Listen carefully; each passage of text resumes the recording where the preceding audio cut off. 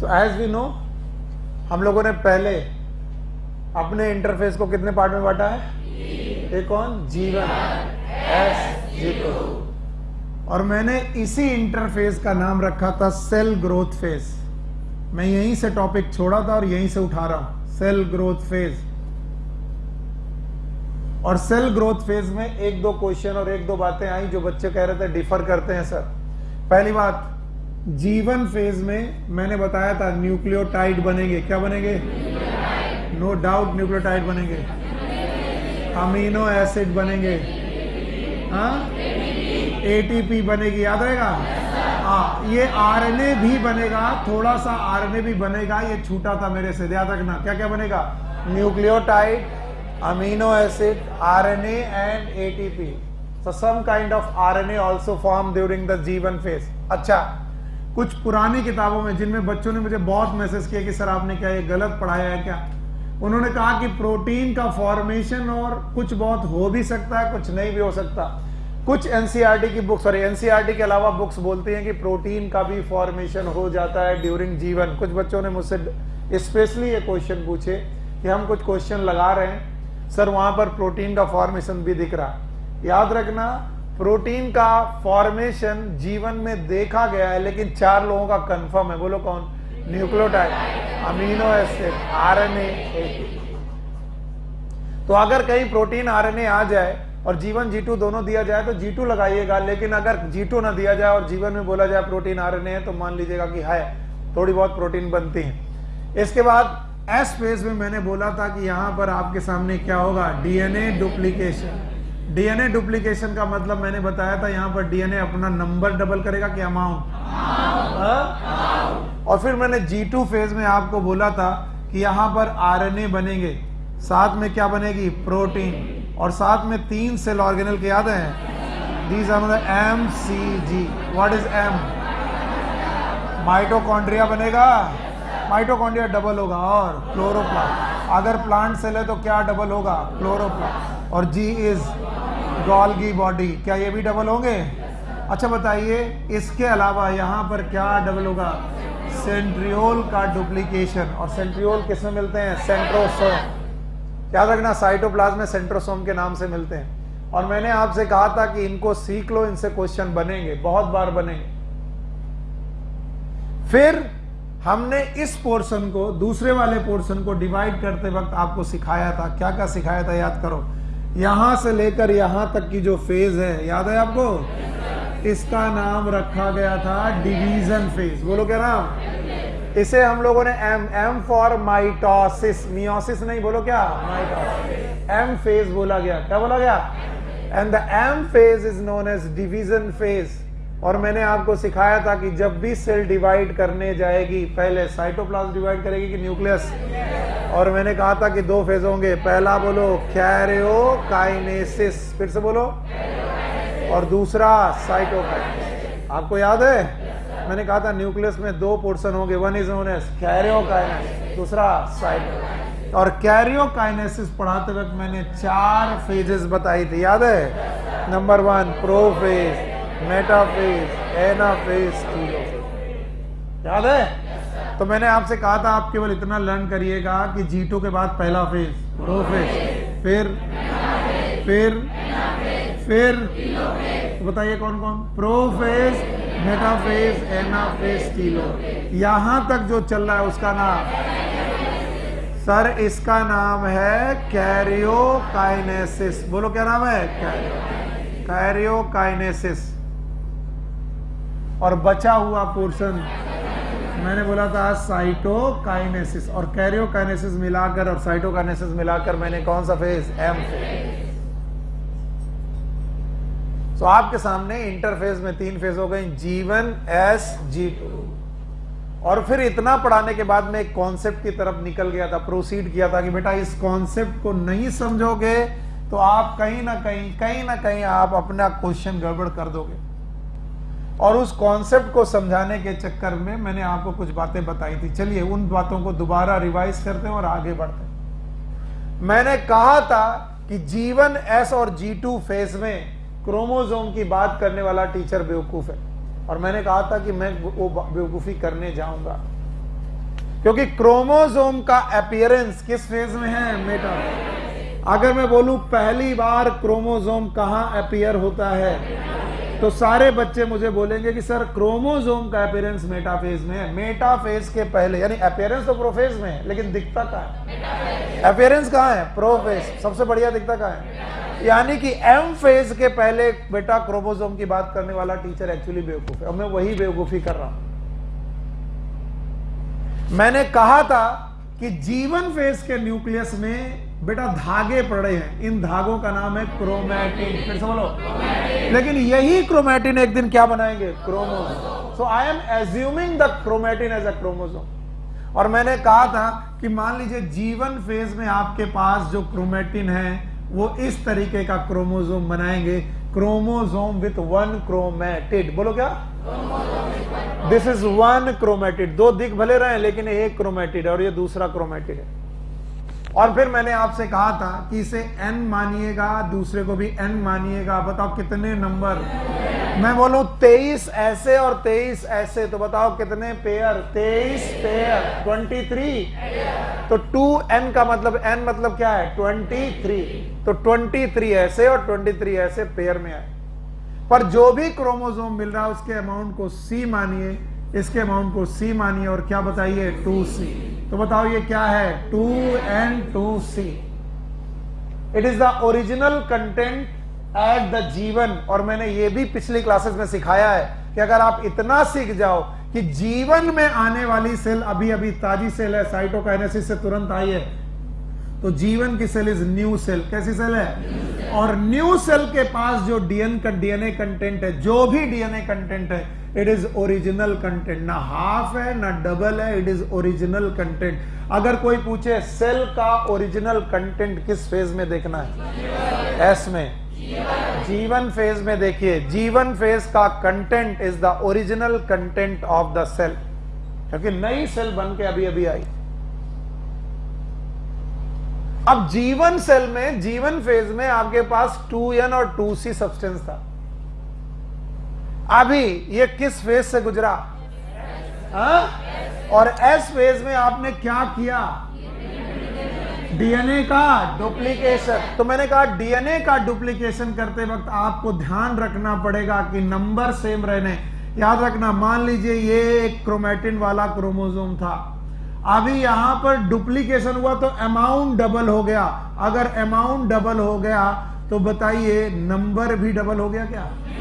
Yes sir. मैंने बताया था कि ऐसा नहीं है। मैंने ऑलमोस्ट अपने आप को कुछ बेटा रिप्रेजेंट किया था कि किस तरीके से आप कहानी बताओगे। मैंने कहा था अगर धोखे से मेरा एक हाथ और एक पैर हो जाए तो आप क्या मुझे मेरे राशन कार्ड में मेरी आधी यूनिट मानेंगे? क्या मुझे टिकट आधी खरीदनी पड़ेगी? एक टिकट, एक यूनिट, एक वोट डालने का तब भी मेरे पास हक है। तो मैं कितना यूनिट हूं? एक। लेकिन अगर मेरे पास 2 हाथ और 2 पैर हैं तो मैं अब भी यूनिट कितनी हुई? एक। लेकिन पहले वाले से अमाउंट डबल। तो जो क्रोमैटिड हुआ करता था वो एक था, अभी यहां पर कितने हैं? 2। एक क्रोमैटिड को मैंने सी माना था, तो इतने को मैंने सी माना, तो ये भी क्या होगा? और इसको माना सी, तो ये भी क्या होगा? पर ये एक क्रोमोसोम और ये एक क्रोमोसोम तो अभी भी 2n। फिर से बोलो। और ये सी सी सी, बोलो कितना? 4c। बताओ किसने 4c कर दिया? S phase. और ये एस फेज का 4c कहां पर बना रहेगा? G2। तो बताओ अगर G2 में आपको क्रोमोसोम पूछे जाएं, अभी भी आपके पास n और n कितने हैं? 2n। और बताइए कितना है? 4c। फिर कौन सी फेज आई? प्रोफेज। फिर से बोलो। यहां पर भी बेटा 2n4c। और मेटा फेज में जब पहली बार क्रोमोसोम अपीयर हुआ, जहां सुनील सर को क्रोमोसोम की ओरिजिनल बात करनी चाहिए, वो G1SG2 है कि मेटाफेज। और जिस समय मेटाफेज में क्रोमोसोम अपीयर हुआ, जिसे आप रियल क्रोमोसोम मानते हैं भाइयों बहनों, वो रियल एक्चुअल क्रोमोसोम है कि डबल अमाउंट? क्यों डबल अमाउंट का है? क्योंकि वो क्या पास करके आया है? एस। और जो बंदा एस फेज पास करके आया है, जो बंदा एस फेज पास करके आया है, उसने अपने डीएनए कंटेंट को क्या किया है? डबल। तो अगर ये डबल कर दिया है तो याद रखना यहां पर जो तुम्हें 2n और 4c मिल रहा है, याद रखना वहां पर क्रोमोसोम में, हर एक क्रोमोसोम में डीएनए का अमाउंट इक्वल है कि डबल है? डबल। और मैंने कहा था अभी यहीं तक का रखेंगे जब तक कि मैं एनाफेज, टीलोफेज और साइटोकाइनेसिस आपको नहीं पढ़ा देता, तब तक आप यही मानेंगे कि सर क्या सेम रहना है? अरे सोने वालों जागो, क्या सेम रहना है? और क्या डबल हो जाना है? किस फेज के बाद? एस। कल को मैं इस तरीके से ना दूं और मैं क्वेश्चन यूं दे दूं कि यहां पर 2n और x अमाउंट है, नंबर कितना? अमाउंट। तो बताओ यहां क्या होगा? 2n 2x, यहां पर भी और यहां पर भी। सर मैं ऐसा नहीं देना चाहता हूं, मैं देना चाहता हूं यहां 2n और c है। बताओ 2n, यहां 2n, यहां 2n। कुछ लोग बोलते हैं पहले बताया था 2n 4c, अब बता रहा 2n 2c। दिमाग हिल गया इस टीचर का। अरे बेवकूफो, ये रटने की जरूरत नहीं है। देखना है जीवन। क्या देखना है? जीवन। और बाद में रिलेट करना है जीवन से बाकी स्टेज का नंबर सेम, अमाउंट। और भैया ये माइटोसिस है। कभी कोई पूछे कि सर नंबर कभी बदलेगा कि नहीं? नहीं। माइटोसिस में क्रोमोसोम का नंबर सेम, मदर और डॉटर सेल में क्रोमोसोम का नंबर सेम। तो कोई पूछे कि अगर जीवन में 2n था तो टीलोफेज में बताओ? एक न्यूक्लियस में।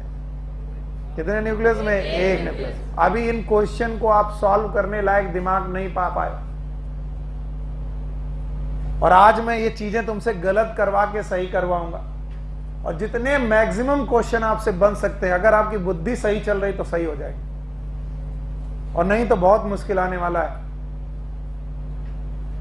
बताइए जीवन में डीएनए का कुछ हुआ था कि नहीं हुआ था? हुआ था। एस में डीएनए डबल हुआ, G2 में डीएनए का ना नंबर ना अमाउंट। तो कौन सी फेज के रेस्पेक्ट में देख रहे हो? एस फेज के रेस्पेक्ट में अगर तुमने एम फेज देखा तो बताओ क्रोमोसोम और नंबर सेम, और जीवन के केस में देखा तो number same, amount double. Question मैं तुमसे गलत करवाऊंगा, मैं जानता हूं कैसे।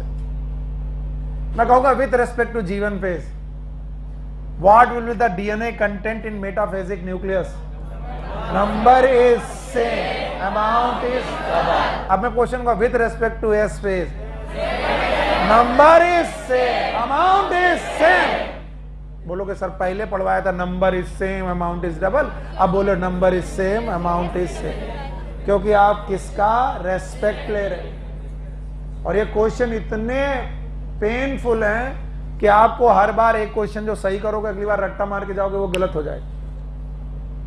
इसलिए पिक्चर आपकी बहुत क्लियर होनी चाहिए और ये चलते रहना चाहिए। जीवन में क्रोमोसोम में कितना क्रोमेटिड? एक। और कोई पूछे तुम्हारे सर ने क्रोमोसोम बनाया, तुम्हारा सर बेवकूफ है, बोलो हाँ बेवकूफ है। हम ये जानते हैं कि जीवन एस और G2 में क्रोमोसोम क्या होते हैं? क्रोमेटिड। पर मेरे टीचर ने उन क्रोमेटिड को क्या एज्यूम कर लिया है? क्रोमोसोम। और इस वजह से मैं क्वेश्चन निकाल पा रहा हूं, मुझे क्वेश्चन निकालने।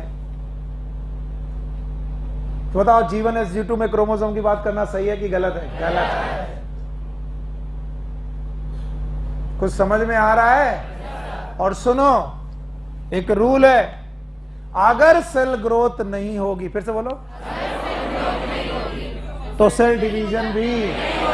और इसी बात को कोशिका ने, इसी बात को एनसीईआरटी ने बड़ी बड़ी भयानक बातों में लिखा है।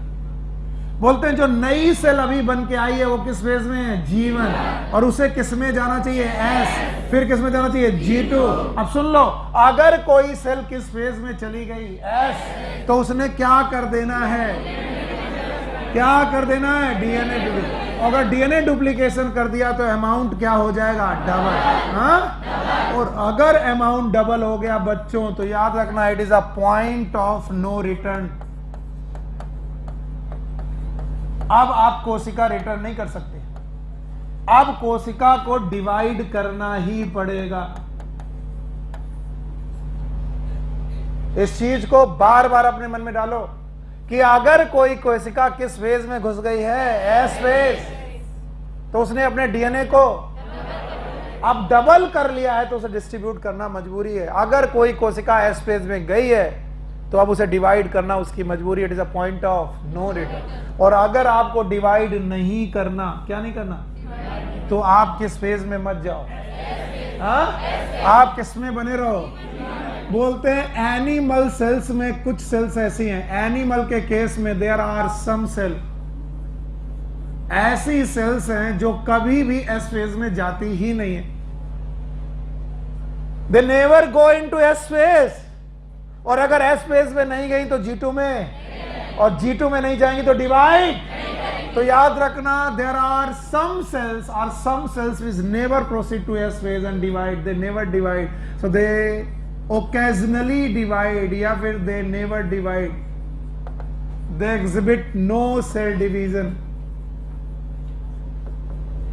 और ऐसी कोशिकाएं जिन्होंने कभी सेल डिवीजन एग्जिबिट ही नहीं करना है, वो किसमें पड़ी रहती हैं, जीवन। और जीवन में पड़ी पड़ी क्विसेंट हो जाती हैं, और उन्हें हम लोग G0 बोलते हैं। क्या बोलते हैं? G0 is nothing but it is जीवन, जो कभी प्रोसीड नहीं करेगी किसमें। और अगर ये एस में गई तो उसका नाम G0 नहीं होगा, जीवन।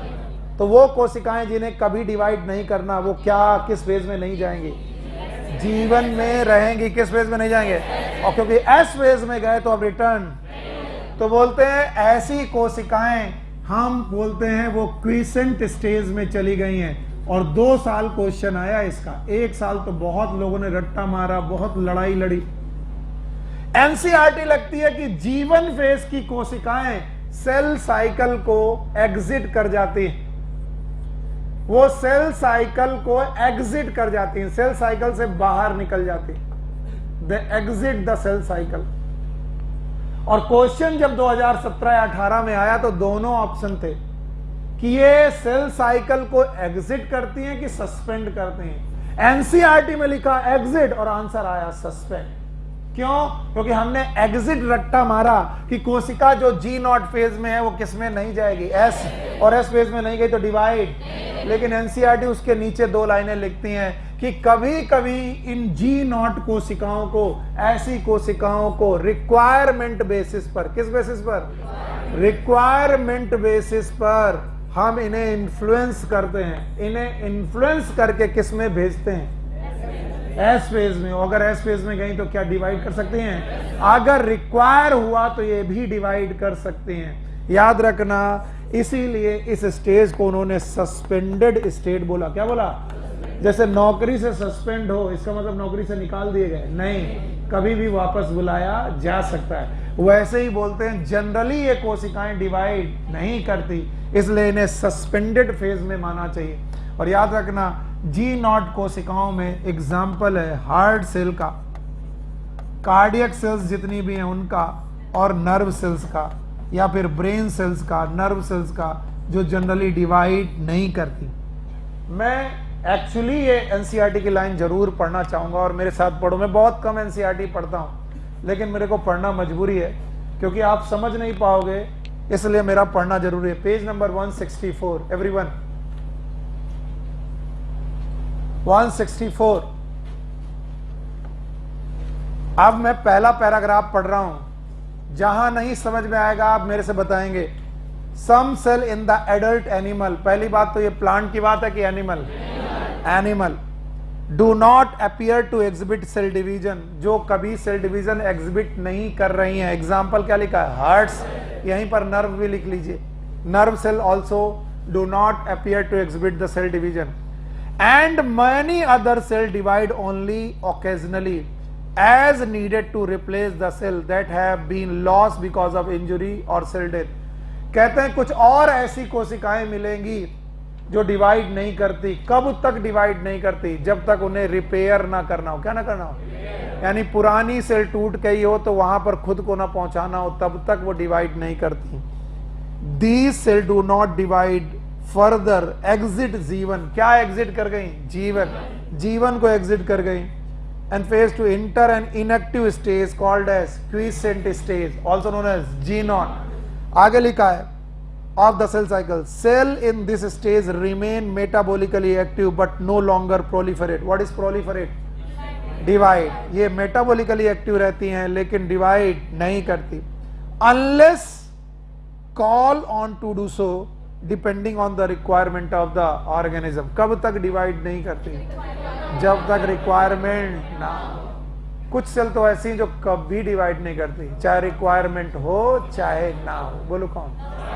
हाँ, नर्व सेल बहुत डिवाइड। एक बार नर्व कट गई, रिक्वायर होने पर भी नई नर्व, इसीलिए क्या हो जाती है? पैरालिसिस। क्या होती है? पैरालिसिस में ब्रेन ट्यूमर के दौरान एक नस कट गई, उस तरीके उस तरफ का अंग सारा बर्बाद।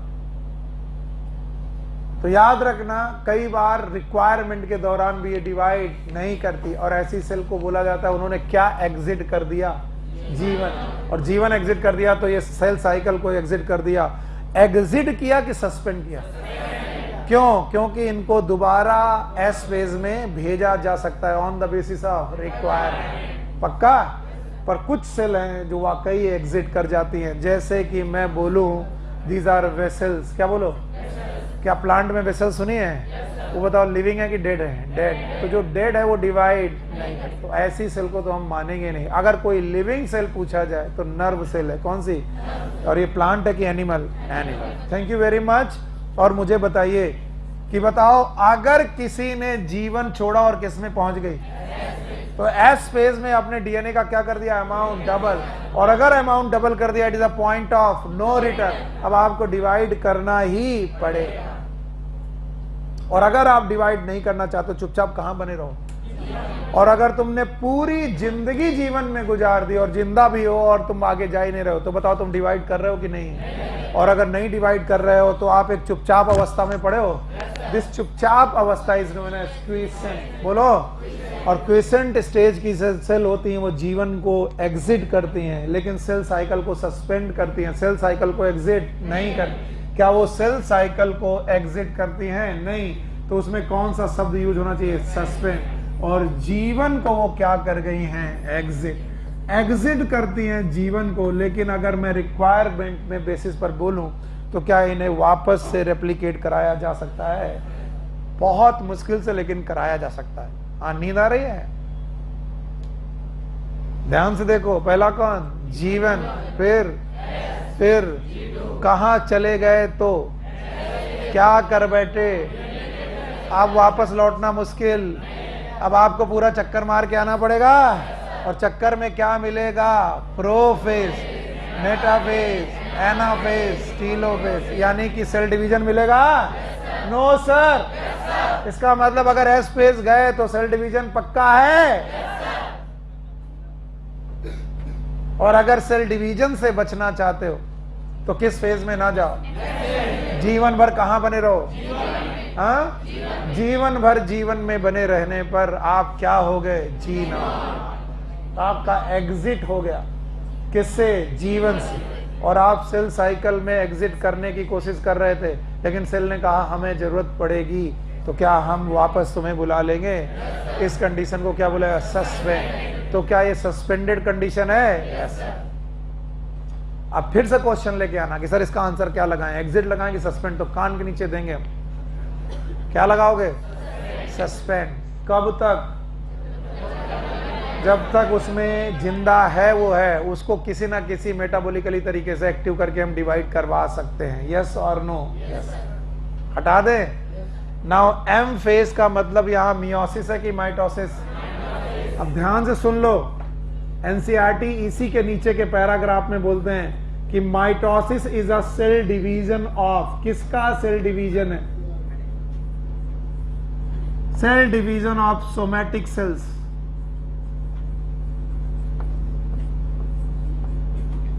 सोमैटिक सेल वो सेल होती हैं जो वेजिटेटिव ग्रोथ करती हैं,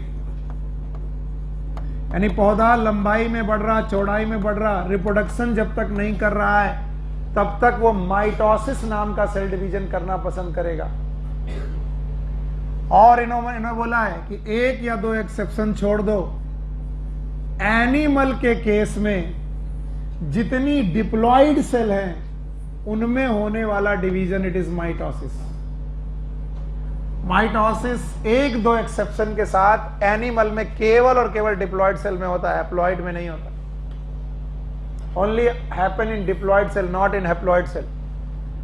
बट इन प्लांट्स, प्लांट के केस में माइटोसिस डिप्लॉयड सेल में भी हो सकता है, हैप्लॉयड सेल में भी हो सकता है। Mitosis can happen in diploid cell as well as haploid cell, and it is depending upon the life cycle. ये लाइफ साइकिल पर निर्भर करता है कि प्लांट कैसी लाइफ साइकिल रखता है। और एज वी नो कि हमें लाइफ साइकिल प्लांट में 3 तरीके की आनी चाहिए। कितने तरीके याद है? एक कौन सी? हैप्लॉन्टिक। बोलो कौन? हैप्लॉन्टिक है। दूसरा डिप्लॉन्टिक। तीसरा हैप्लोडिप्लॉन्टिक। और मैंने बहुत डिटेल में पढ़ाया है हैप्लॉन्टिक, डिप्लॉन्टिक एंड हैप्लोडिप्लॉन्टिक। मैंने बोला था हैप्लॉन्टिक लाइफ साइकिल में गैमीट बनाते वक्त मियोसिस की माइटोसिस, माइटोसिस, बॉडी भी हैप्लॉइड और गैमीट भी हैप्लॉइड, मियोसिस की माइटोसिस क्योंकि क्रोमोसोम का नंबर सेम, यानी कि हैप्लॉइड सेल्स में भी माइटोसिस हो सकती है। ये बात एनिमल में ट्रू है कि प्लांट्स में? पर एनिमल में अगर माइटोसिस हो रही है तो वो कौन सी सेल है? Diploid, with 1 or 2 exception, and that is in parthenogenesis. किसमें है? हाँ तहजीब, व्हाट इज पार्थिनोजेनेसिस? नहीं पढ़ी? किसी को याद है? What is parthenogenesis? Male gamete की फीमेल गैमीट? फीमेल गैमीट बिना फर्टिलाइजेशन के ऑर्गेनिज्म बनाती है। देखो क्वेश्चन ये था, मैं बता दे रहा हूं, कुछ लोग घर जाकर के वापस सोचेंगे, 6 दिन बाद आएंगे, कहेंगे सुनील सर से दोबारा क्वेश्चन पूछा जाए, सुनील सर भटक गए। मैंने बोला था आपके पास हनी बी में पार्थिनोजेनेसिस है। उसने बोला मेल और फीमेल है। चलिए, फीमेल गैमीट एक हैप्लॉइड गैमीट है। कैसा गैमीट है? हैप्लॉइड। मेल गैमीट भी एक हैप्लॉइड गैमीट है। दोनों को फ्यूज करके जायगोट बनाना चाहिए। क्या बनाना चाहिए? और इस जायगोट से बच्चे पैदा होने चाहिए। कभी कभी फीमेल गैमीट बिना फर्टिलाइजेशन के बच्चे पैदा कर देता है। बताइए ये प्रोसेस क्या कहलाया? पार्थिनोजेनेसिस। तो बताओ, अगर गैमीट हैप्लॉइड तो बच्चा भी। अब बताइए ये बंदा अगर गैमीट बनाने जाए, क्या बना है? तो बताओ गैमीट इज ऑलवेज हैप्लॉइड, बंदा भी हैप्लॉइड। तो बताओ मियोसिस की माइटोसिस। तो बताओ एनिमल भी कभी कभी माइटोसिस करते हैं हैप्लॉइड सेल में? यस। वो कब? पार्थिनोजेनेसिस। अदरवाइज एनिमल जनरली अपनी माइटोसिस कहां करते हैं? आवाज ही नहीं है। और आज जो लोग कह रहे होंगे ना कि सर आप सही ढंग से समझा नहीं रहे, वो लोगों को सोचना चाहिए कि जिस दिन मैं इसे पढ़ा रहा था हैप्लॉन्टिक, डिप्लॉन्टिक और हैप्लोडिप्लॉन्टिक, तब तुम्हारी नजर कहीं और थी, तुमको मतलब नहीं रहता पढ़ने से। और जैसे जैसे दिन और बढ़ेंगे ना, तुम्हारी तकलीफें बढ़ेंगी और क्लास छोड़ने की टेंडेंसी भी बढ़ेगी कि यार समझ में नहीं आ रहा। और कुछ लोग होंगे जो चिल्ला के बोलेंगे क्योंकि वो सीख रहे, बाकी कुछ लोग बीच में क्लास छोड़ते हैं, उनको समझ में नहीं आएगा कि हो क्या रहा है। या तो मैं फिर इसी में घूमता रहूं कि व्हाट इज हैप्लॉन्टिक, डिप्लॉन्टिक और हैप्लोडिप्लॉन्टिक, और ये मैं नहीं करूंगा आपकी बात। चिल्ला लो। एनिमल में माइटोसिस किन सेल में? प्लांट में, डिप्लॉइड में भी और हैप्लॉइड में, depending upon life cycle. Haplontic, diplontic, haplodiplontic. यहां पर माइटोसिस तो डिप्लॉइड में है। किसमें है? डिप्लॉइड। और यहां पर हैप्लॉइड। हैप्लॉइड बंदा जब गैमीट बना रहा है तो खुद की body haploid, gamete is always haploid और क्रोमोसोम का नंबर सेम। मियोसिस की माइटोसिस, माइटोसिस। ये क्या है? एनिमल की प्लांट। तो प्लांट में माइटोसिस डिप्लॉइड सेल में भी और हैप्लॉइड सेल। लेकिन एनिमल में माइटोसिस जनरली जब तक कि क्या ना हो, फिर से बोलो, पार्थिनोजेनेसिस के दौरान फीमेल गैमीट जो कि कैसा था? हैप्लॉइड, वो बच्चा बनाता है। बता, विदाउट फर्टिलाइजेशन की विदाउट। और वो बच्चा हैप्लॉइड होगा कि डिप्लॉइड? और ये बच्चा जब गैमीट बनाने जा रहा होगा तो गैमीट इज ऑलवेज हैप्लॉइड, बच्चा इज, तो बताओ मियोसिस की माइटोसिस? माइटोसिस। तो एक या दो एक्सेप्शन है जिसमें एनिमल भी हैप्लॉइड सेल में गैमीट का मतलब गैमीट बनाते वक्त क्या करवाते हैं? माइटोसिस। अदरवाइज रट्टा मारो, एनिमल में mitosis is in diploid cell and in plant cell mitosis in diploid cell as well as haploid। जो पैराग्राफ मैंने पढ़ा उसके जस्ट नीचे वाले पैराग्राफ में बोल्ड बोल्ड तरीके से लिखा हुआ है, अच्छी तरीके से लिखा हुआ है, आप लोग सीख लीजिएगा, नहीं तो आप घर जाकर के नहीं समझ पाओगे। What is M phase? Meiosis की माइटोसिस? माइटोसिस। माइटोसिस कहां होती है? पता नहीं सर कहां होती है। एनिमल में हैप्लॉइड की डिप्लॉइड, और प्लांट में may be haploid may be diploid depending upon life cycle. और प्लांट में कितनी life cycle? 3। Number 1 haplontic, diplontic, haplontic. Haplontic है तो पता नहीं, हैप्लॉन्टिक है तो बॉडी हैप्लॉइड, गैमीट भी माइटोसिस। याद है? वह ऐसे चेहरे देख के मुझे घबराहट होती। 3 रूल लिखाए थे, सब कुछ छोड़ करके सुनो, फिर मैं सेल डिवीजन में घुसूंगा। पहला, ऑल गैमीट्स आर हैप्लॉइड। अब ये रोकना छोड़ना नहीं है, एकदम अलग पढ़ा रहा हूं, इसका कोई लेना देना नहीं। All gametes are zygote is diploid. और तीसरा, meiosis occur once in life cycle. Life cycle में मियोसिस कितनी बार? 1 बार। मुझे तो कभी कभी अपनी क्लासेस में बोल देना चाहिए कि जो शुरुआत से नहीं पढ़ेगा वो बीच में नहीं घुस पाएगा, और मैं घुसने भी नहीं देना चाहिए। फिर क्या होगा? क्लास खाली हो जाएगी, क्योंकि कभी ना कभी तुम गायब होगे, फिर कभी आओगे नहीं।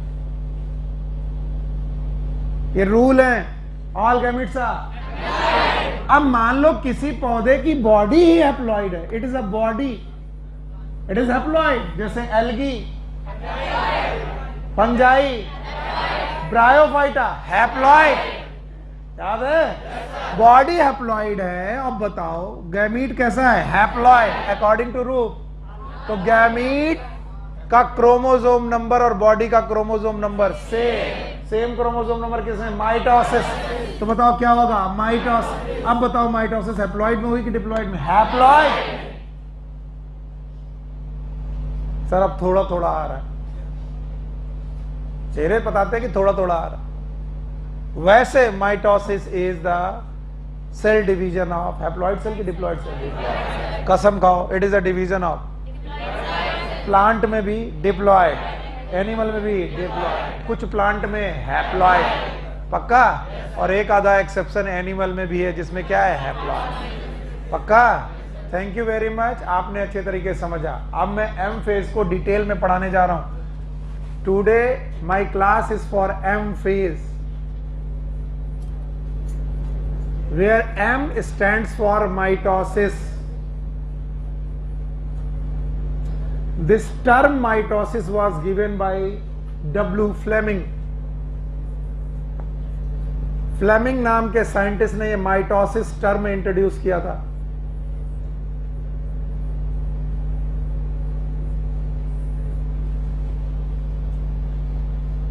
और याद रखना, माइटोसिस के दौरान उन्होंने प्रूव किया था कि मम्मा सेल में अगर क्रोमोसोम 2n है तो उससे बनने वाली डॉटर सेल में भी क्रोमोसोम का नंबर सेम होगा।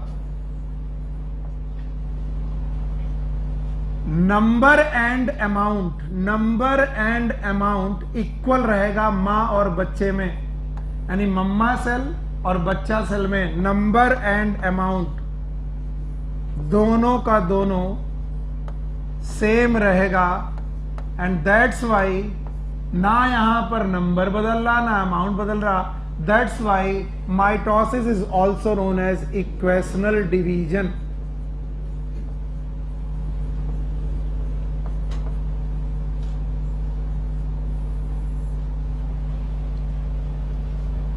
डब्ल्यू फ्लेमिंग ने टर्म इंट्रोड्यूस किया था माइटोसिस, और माइटोसिस के दौरान यह बताया गया कि एक मदर सेल से 2 डॉटर सेल बनेंगी, और मदर सेल में क्रोमोसोम नंबर जितने हैं उतने ही डॉटर सेल में होंगे, और मदर सेल में जो अमाउंट है उतना ही अमाउंट बेटा डॉटर सेल में होगा।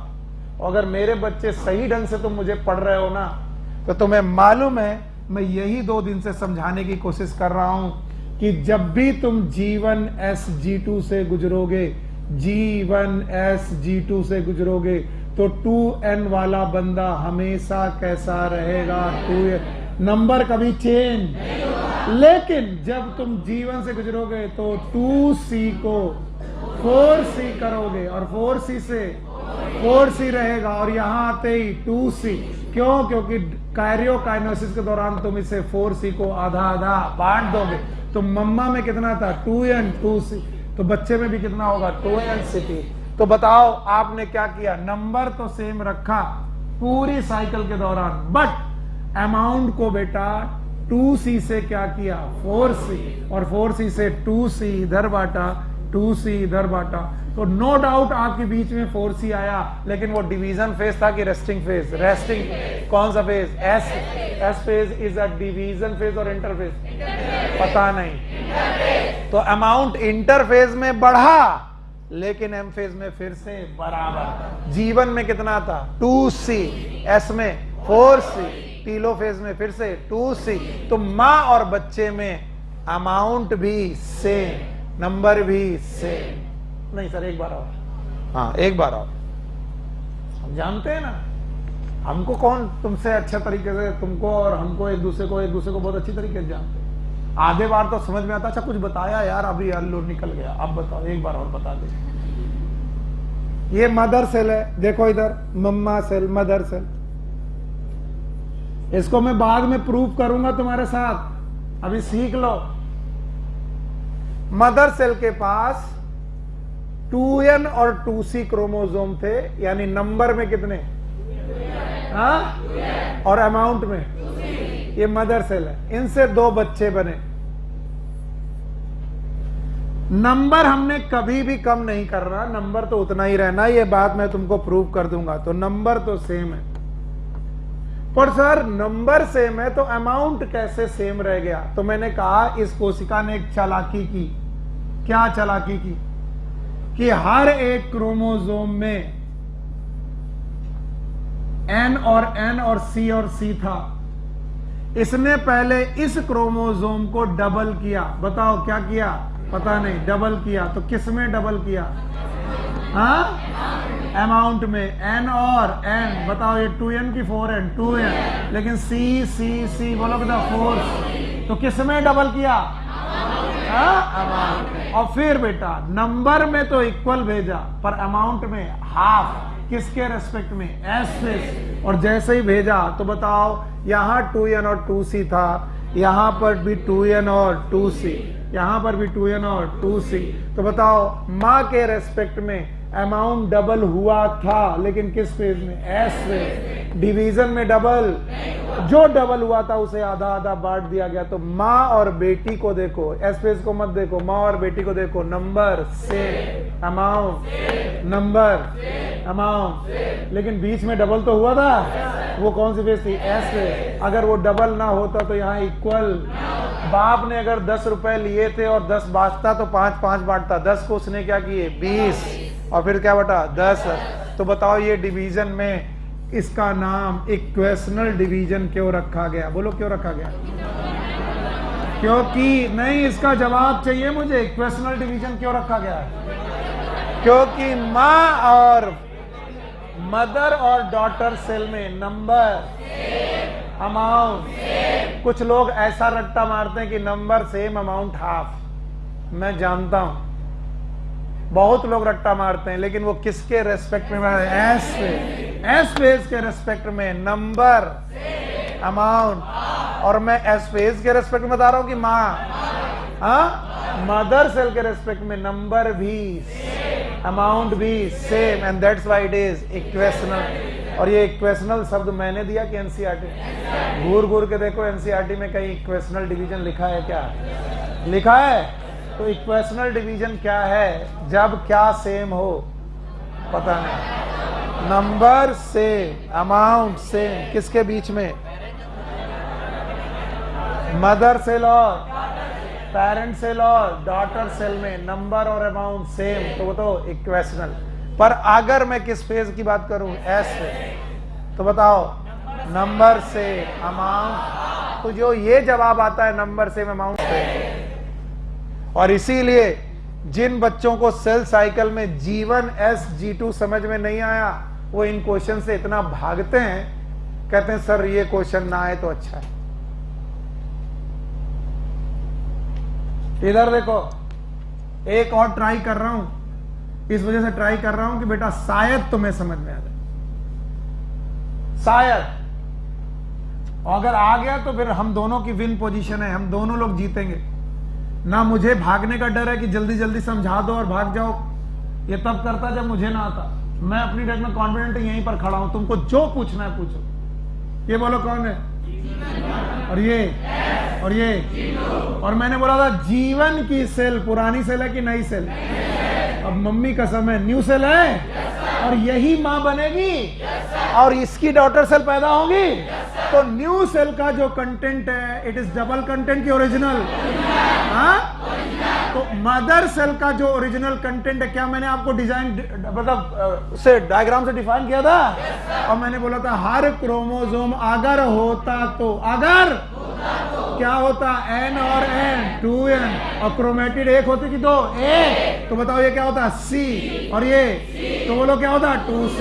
एक क्रोमोसोम में कितनी क्रोमेटिड होती? एक। दो? बहुत घूसा मारूंगा मैं, मतलब तुम्हें कुछ भी नहीं समझ में आ रहा है। एक क्रोमोसोम में एक क्रोमेटिड। सर ये एक हुआ, ये एक हुआ, तो दो है। ये दो नहीं है। कल को तुम बोले सुनील सर दो हाथ लिए घूम रहे इसलिए सुनील सर दो हैं, नहीं। ये एक फोर लिम्ब है और ये एक हाइंड लिम्ब है। फोर लिम्ब के दो पार्ट हैं, left and right. Hind limb के दो पार्ट हैं, लेफ्ट एंड राइट। समझे? अब देखो ये एक क्रोमेटिड है और ये एक क्रोमेटिड है। एक क्रोमेटिड का अमाउंट C, तो दूसरे का C। अब बोलो, फिर से मैं कर रहा हूं कोशिश, बच्चा मेरी लाज रखना।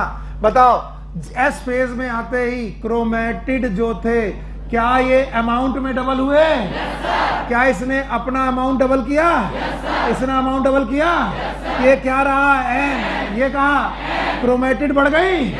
C। बोलो और तो बताओ कितना हुआ? 2N। बताओ ये मदर सेल है, लेकिन ये मदर सेल एस फेज की है। किसकी? एस। पर मुझे एस फेज से मतलब है कि ओरिजिनल, और original content is G1। Yes और नो? अब बताओ G2 फेज में आए, कंडीशन यही रहेगी क्या? 2N4C। प्रोफेज आया? बोलो 2N4C। मेटाफेज आया? जिस क्रोमोसोम को तुम यहां देख रहे हो वो एक्चुअली अपीयर कहां हुआ? मेटाफेज। और मैंने बोला था क्रोमोसोम की बात एम फेज के पहले जो कर रहा वो टीचर बेवकूफ जैसे कि मैं, यहां पर क्रोमोसोम की बात करनी नहीं चाहिए। नहीं करता तो आपको समझ में नहीं आता। तो जो क्रोमोसोम तुम्हें एक्चुअली मेटाफेज में मिला है वो इक्वल मिला कि डबल? और अगर बुद्धि है, थोड़ा 11th में पढ़े हो, तो यही क्रोमोसोम बीच से तोड़ा जाएगा। यस और नो? और अगर तोड़ा जाएगा तो बताओ इन्हीं में से एक क्रोमोसोम, इसमें से इस एक क्रोमोसोम से दो क्रोमोसोम बनाए जाएंगे, और जो दो क्रोमोसोम बनाए जाएंगे वो किसके जैसे होंगे? जीवन। तो एक chromosome will bifurcated into 2 chromosome. ये अलग न्यूक्लियस, ये अलग न्यूक्लियस, ये अलग न्यूक्लियस, ये अलग न्यूक्लियस, और ये एक न्यूक्लियस और ये एक न्यूक्लियस, क्योंकि ये पेयर में है। यस और नो? और इस तरीके से जो अमाउंट जाएगा, नंबर फिर से इसे क्या बोला जाएगा? N। इसको N, पर ये एक न्यूक्लियस में चला गया तो बोलो कितना हुआ? 2N। और ये कितना हुआ? 2C। और ये एक में गया तो 2N 2C। तो बताओ साइटोकाइनेसिस तक आते आते क्या हो जाएगा? 2N 2C। और मम्मा के पास कितना था? क्या यहाँ डॉटर सेल बनी? मम्मा सेल और डॉटर सेल में क्रोमोसोम का नंबर सेम अमाउंट, लेकिन एस फेज के रिस्पेक्ट में क्रोमोसोम का नंबर सेम अमाउंट नहीं आया। अभी 1 मिनट रुको, अपना ज्ञान अपने पास रखो, जब तक कि हम प्रोफेज, मेटाफेज, एनाफेज, टीलोफेज को समझा ना दें। अभी हम एक शॉर्ट में आपके दिमाग में कुछ डालने की कोशिश कर रहे हैं, क्योंकि मैं जब सीक्वेंस में पढ़ाऊंगा यहाँ 70% सो चुके होंगे, तुम जाग रहे हो, बाकी 70% सो चुके होंगे कि कर क्या रहा है। ये तो हम बचपन से देखते आए, कक्षा 11 में भी नहीं आया था, 12th में भी नहीं आया था, उसके बाद किसी ने पूछा था तब भी नहीं आया था, एग्जाम दिया तब भी नहीं आया था, लिख दिए थे। हम आपकी दिमाग की प्राइमिंग कर रहे हैं कि आपको कुछ समझना है। वो क्या समझना है? कि तुम्हें डर लग रहा, अच्छा अभी तो 4C हो गया था, अभी 2C कैसे हो गया? आप पढ़ाओ, अभी देखते हैं, फंसाएंगे इनको। हाँ प्लीज मुझे बताइए कि आपको क्यों नहीं आया, और मैं इसमें चाहे 2 दिन लग जाए, मैं यहीं पर पढ़ाता रहूंगा। बताओ M का मतलब? हाँ, अब भैया कह रहे हैं M का मतलब mitosis, term given by Fleming, और बोला गया माइटोसिस की फेज में 2 फेज, पहली कैरियोकाइनेसिस, फिर से बोलो, और दूसरा साइटोकाइनेसिस। और जब तक समझ में नहीं आएगा मैं यहां से नहीं हटूंगा, आप चिंता मत करिए। पहली बोलो कैरियोकाइनेसिस, दूसरा बताओ। कैरियोकाइनेसिस को 4 फेज में बांटा था, याद होगा? बताओ यहाँ साइटोप्लाज्म का डिवीजन है कि न्यूक्लियस? पहला प्रोफेज, 12 बच्चे, शाबाश। दूसरा मेटाफेज, वाह, और एनाफेज और टीलोफेज। और इस दौरान देखो, इतनी बार बताने के बाद भी लोगों को समझ में नहीं आ रहा हो क्या रहा। वो ये रहा बच्चा कि 1 न्यूक्लियस था, अब सेल में 2 न्यूक्लियस आ चुके हैं, और ये 2 न्यूक्लियस आते वक्त क्या क्या हुआ? Prophase, metaphase, anaphase. तो कैरियो की क्या हो गई? काइनेसिस। अब इसमें आएगी सेल प्लेट, बोलो क्या होगी? साइटो, बोलो क्या होगा? साइटोकाइनेसिस। सेल प्लेट का बनना इट इज साइटोकाइनेसिस। तो न्यूक्लियस के विभाजन में कितनी अवस्थाएं? 4 नहीं 2। एक कौन? कैरियो नहीं, आई एम सॉरी। सेल के विभाजन में कितनी अवस्थाएं? 2। एक कौन? कैरियोकाइनेसिस और साइटो। और जिसने बोला 4 वो एकदम सही था। बताओ न्यूक्लियस के विभाजन में कितनी अवस्थाएं? 4। Prophase, metaphase, anaphase. तो जिसने भी 4 बोला था मेरे से गलती हुई, वो सही है। बताओ न्यूक्लियस के विभाजन में कितनी? 4। पहला कौन? Prophase, metaphase, anaphase. और सर ये सब कैसे चालू होता है, जरा इसे डिफाइन करेंगे? बिल्कुल डिफाइन करूंगा, ध्यान से देखिए एक बार फिर से। बच्चा मेरे फिर से बताओ, G1 SG2 के बाद कौन सा आएगा? तो प्रोफेज किसके बाद आया? और G2 तक फेज कैसी है? हाँ? और इंटरफेज में क्रोमोसोम है? मैं नहीं पढ़ा है। इंटरफेज में क्रोमोसोम, धागे हैं, धागों का नाम क्रोमैटिन। बोलो क्या नाम? क्रोमैटिन। तो बताओ क्रोमोसोम कहां पर नहीं है? G1 SG2 chromosome.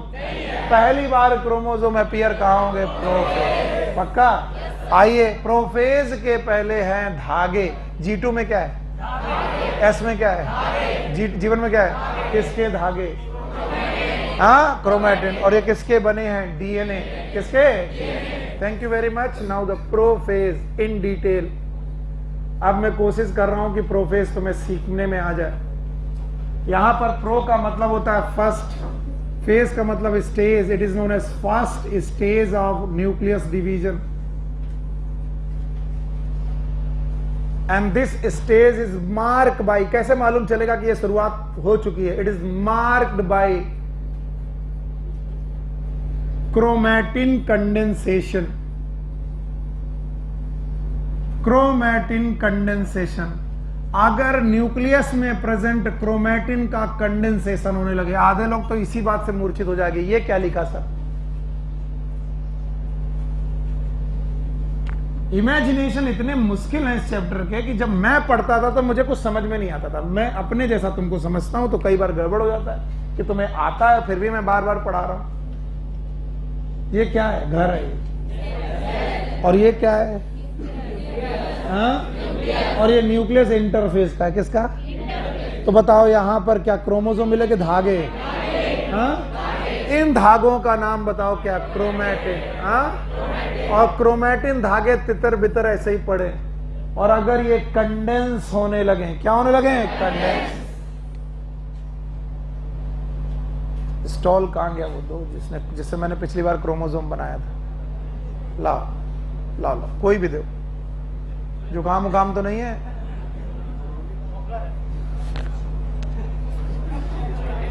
सैनिटाइजर लाओ। कोई नहीं, इट्स ओके, मैं मजाक कर रहा हूं, अपना ही बच्चा है। कल को मान लो उसको कोरोना हुआ तो हमें भी होना ही चाहिए। परिवार का कैसे मजा आएगा, लड़के को बाप को ना हो। ये एक धागा है, क्या है भाई मेरे? ओ भैया इधर देखो, माना इधर नजर टिक नहीं पाएगी बदसूरती की वजह से, और देखो इधर ही, उधर का देख रहे हो? फिर लो। तुम्हारा नाम क्या है? तुम बैग वैग टांगे बैठे हो खंबे के पास। हाँ, तेज बोलो।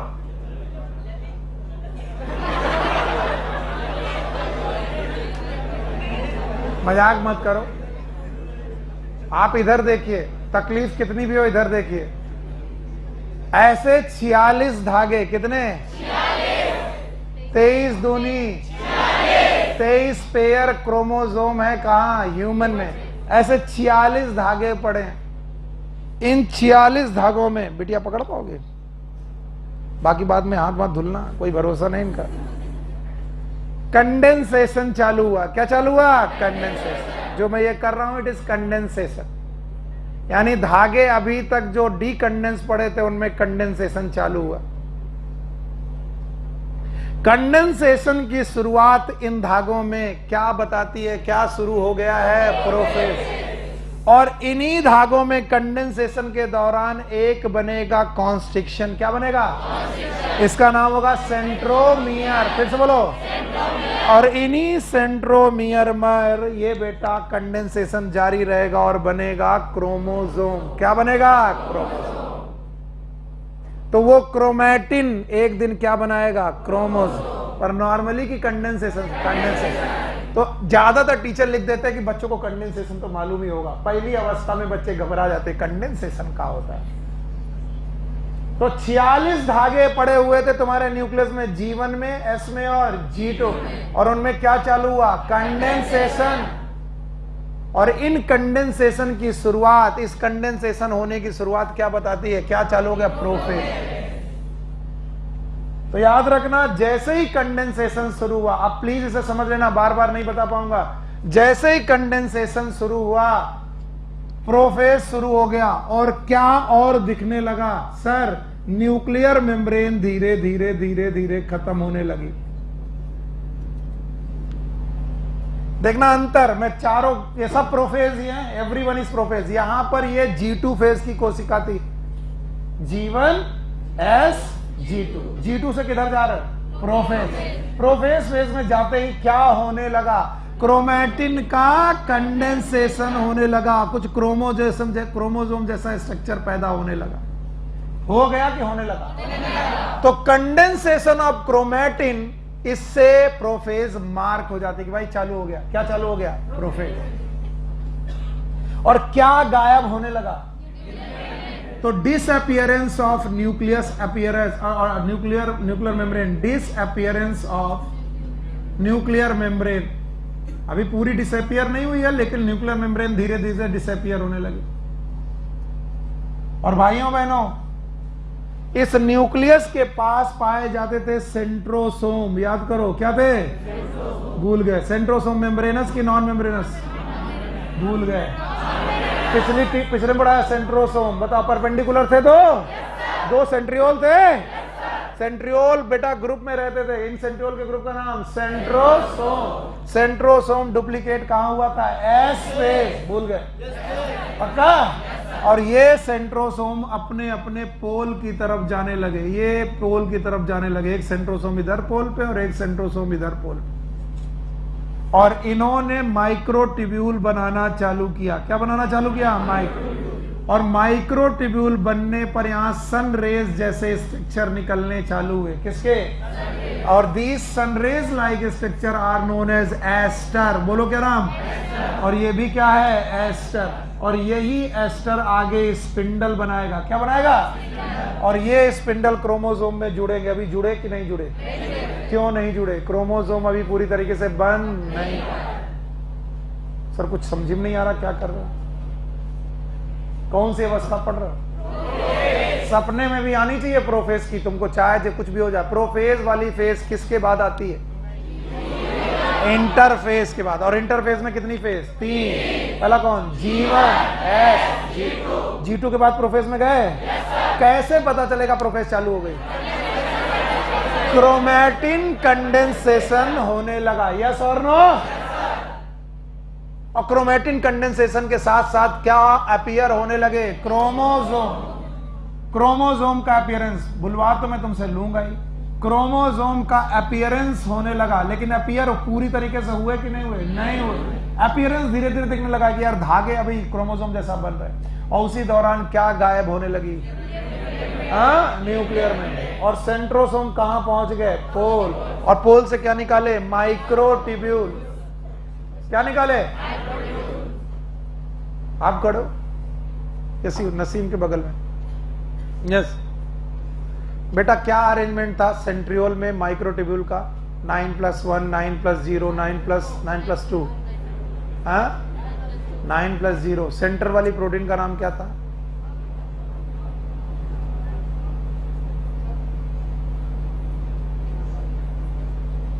और जो पेरीफेरल माइक्रोट्यूब्यूल थे वो कितने थे? डबलेट थे, सिंगलेट थे? आप समझिए, बैठो शाबाश। आप समझिए टीचर को पढ़ाना कितना मुश्किल है। तो टीचर ये एक्सपेक्ट करता है कि तुमको जो पीछे पढ़ाया गया तुम यहां पर रिवाइज करके दो। और आज मैं पूछ रहा हूं सेंट्रियोल पढ़े थे? तो बोले हाँ पढ़े थे। और क्या पढ़ा था सर पता नहीं। हमने पढ़ाया था कि ट्रिपलेट थे माइक्रोट्यूब्यूल के। कितने? ट्रिपलेट। एसी बॉन्ड थे, याद है? बीच में हब थी और हब से रेडियल स्पोक थे। कार्ड व्हील अपीयरेंस सेंट्रियोल का था।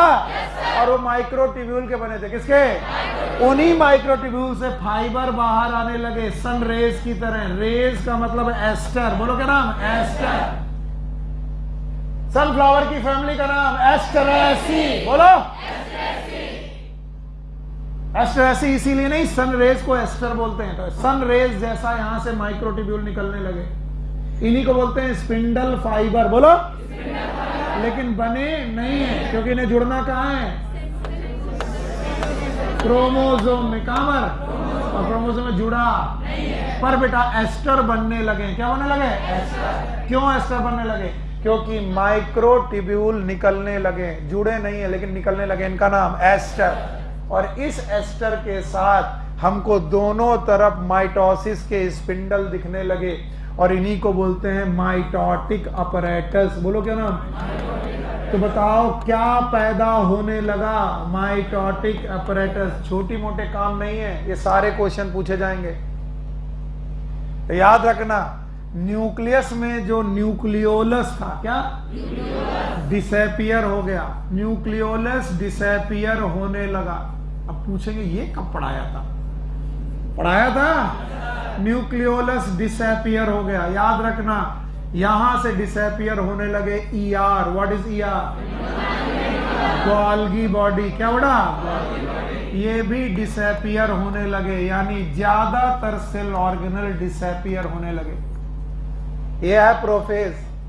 सर बता तो ना पाएंगे क्या क्या हो रहा, पिक्चर नहीं तो बता नहीं पाओगे। बाकी लोग रट्टा मारते हैं, बाकी एनसीईआरटी देख के लोग रट्टा मारते हैं। और इसीलिए मैं पढ़ाते वक्त एक कोने से एक डायग्राम कभी नहीं हटाता।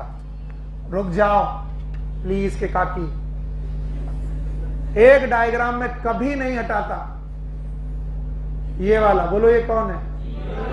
ये और ये। और अब प्रोफेस को देखोगे तुमको बहुत अच्छा दिखाई पड़ेगा। ये कौन सी फेज है? मैं इस फेज की बात कर रहा हूं। प्रोफेज किसको प्रोसीड किए, और मेटा फेज में क्रोमोसोम को पूरा अपीयर हो जाना है, लेकिन शुरुआत अब देखना कितने लोग हैं जो प्रोफेज की कहानी लिख पाएंगे। लिखोगे? मैं पूछूंगा कि प्रोफेज शुरू हो गई, पता कैसे चलेगा? अगर विजन है तो तुमको सही बताओ कैसे गलत?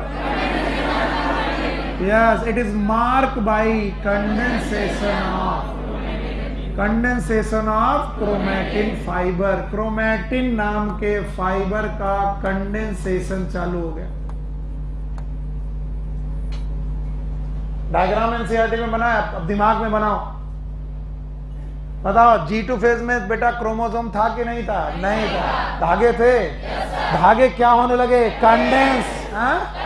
तो condensation of chromatin fibre, prophase इसी से मार्क होता है। इट इज मार्क्ड बाई, कैसे पता चलेगा प्रोफेज चालू हो गया? और अगर कंडेंसेशन ऑफ क्रोमैटिन फाइबर हो गया तो अपीयरेंस ऑफ क्रोमोसोम। ये अगला पॉइंट है, appearance of chromosome. Chromosome appear होने लगे, हो गए कि होने लगे? तो जिनको नहीं आ रहा वो रट्टा मारेंगे। पहला point, condensation of chromatin molecule fibre, और दूसरा अपीयरेंस ऑफ क्रोमोसोम। और बताओ, न्यूक्लियर मेम्ब्रेन, आभार है लाइन से, nuclear membrane. Nuclear membrane disappear होने के साथ साथ क्या क्या और डिसअपियर होने लगा? न्यूक्लियोलस डिसअपियर हो गया, न्यूक्लियोलस डिसअपियर हो गया, गोल्गी बॉडी और ईआर किसके साथ डिसअपियर था? Nuclear membrane. अगर न्यूक्लियर मेम्ब्रेन नहीं बची तो उससे जुड़ा हुआ कोई स्ट्रक्चर बच पाएगा? नहीं। बताओ, न्यूक्लियर मेम्ब्रेन के साथ कौन था? ईआर बचा के डिसअपियर। ज्यादातर सेल ऑर्गेनल डिसअपियर होने लगे। अभी सर कुछ बाकी है। क्या बाकी है सर? सेंट्रियोल और द सेंट्रोसोम। सेंट्रोसोम याद है? Centrosome is made up of centriole. They move towards the opposite pole. Sir centriole और सेंट्रोसोम अपोजिट पोल की तरफ मूव कर गए, और अपोजिट पोल पर मूव करने के बाद इन्होंने क्या बनाए? Aster. What is aster? Microtubule fibre. बोलो क्या? माइक्रोट्यूब्यूल फाइबर इनसे निकलने लगे और इसे क्या बोला गया? एस्टर। तो बताओ कितने एस्टर बने? एक दो पोल को दो एस्टर बनेंगे। So 2 aster with spindle fibre. Spindle fibre के साथ ये जो 2 एस्टर हैं, इनको मिलाकर क्या बोला गया? Mitotic spindle. बोलो क्या बोला गया? Sorry, mitotic apparatus। Please underline in NCERT. अच्छा बच्चा वो जो एनसीईआरटी में इसे ढूंढकर अंडरलाइन कर ले।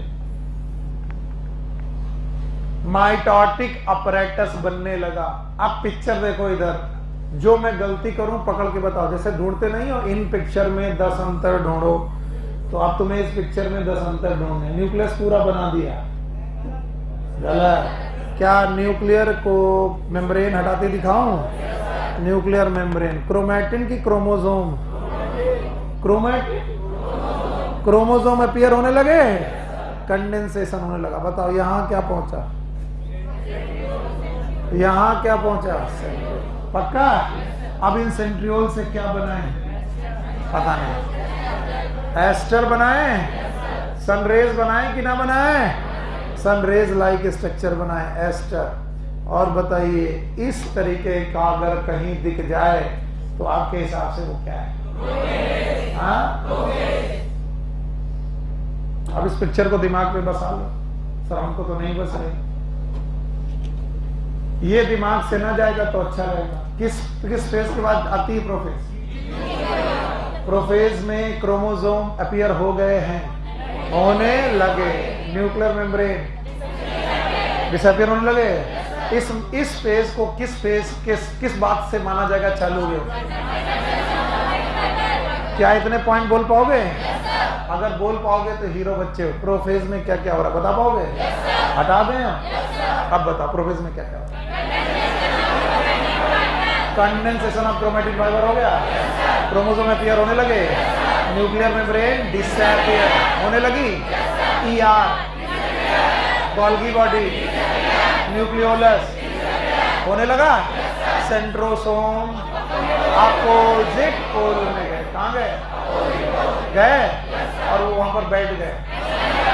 एस्टर निकालने लगे, कितने एस्टर? दोनों पोल के एस्टर मिलाकर स्पिंडल बना, इसका नाम माइटोटिक apparatus। फिर से बोलो, पक्का? It was the first phase. बोलो कौन सी? Also known as prophase. Prophase के बाद आता है metaphase.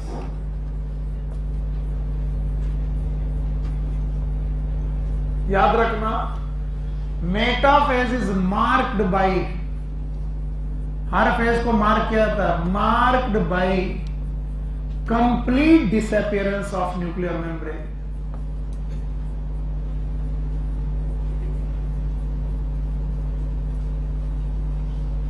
Complete disappearance of nuclear membrane. Nuclear membrane पूरी तरीके से डिसअपियर हो चुकी है। तो अगर कभी कोई टीचर ऐसे बना दे कि ये मेटाफेज चल रही, बताओ सही है कि गलत? क्योंकि मेटाफेज शुरू ही तब मानी जाएगी जब क्या डिसअपियर हो जाएगी न्यूक्लियर। एंड इस पॉइंट को एनसीईआरटी में ढूंढो और अंडरलाइन करो। सुनील सर नहीं, मेटाफेज कैसे मार्क होती है? Complete disappearance of nuclear membrane. और अगर इसे ढूंढ लिया तो तुम हीरो बच्चे। क्यों हीरो? तुम देखो, तुम्हें अब एक नई बात पता चलेगी कि जो भी न्यूक्लियस का सब्सटेंस था वो कहां पड़ा गया? साइटोप्लाज्म। अब कोई न्यूक्लियस की बात नहीं करेगा, क्या करेगा? साइटोप्लाज्म। और तुम्हें मालूम था कि कंडेंसेशन चल रहा था किसका? तो याद रखना, chromosome they are spread into cytoplasm. Chromosome पूरे साइटोप्लाज्म में स्प्रेड होने लगे। कोई पूछे वाई पूरे साइटोप्लाज्म में? क्योंकि उनकी न्यूक्लियर मेम्ब्रेन बची की डिसअपियर। तो जो न्यूक्लियस के अंदर का मटेरियल था वो बचा की फैल गया। So condensation of chromatin completed in this phase.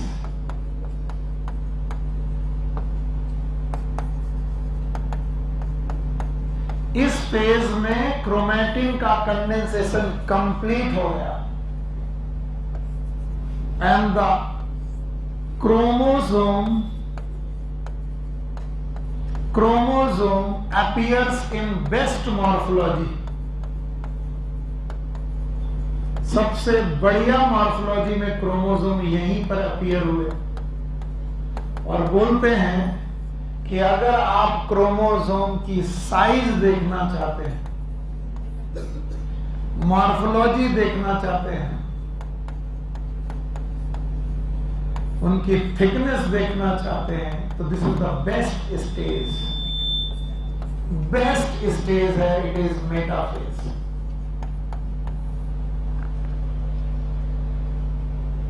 Chromosome appear in best morphology. तो अगर आपको सबसे क्रोमोसोम का अपीयरेंस लेना है तो किस फेज में लोगे? Metaphase. Metaphase is the best phase two appear of chromosome. Chromosome सबसे अच्छा किस फेज में अपीयर होगा? कंडेंसेशन कंप्लीट हो चुका है। क्रोमैटिन का जो कंडेंसेशन था वो रहा कि चलता रहा, कंप्लीट होगा। अब फर्दर कंडेंसेशन नहीं होगा।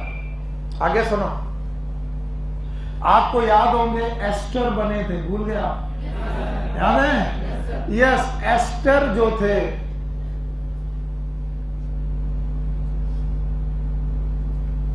एस्टर जो भी बने थे वो सेंट्रियोल से बने थे और उन एस्टर से बेटा फाइबर निकलना चालू हुए थे। But these fibre they attach to the, याद रखना कहां से अटैच हो गए?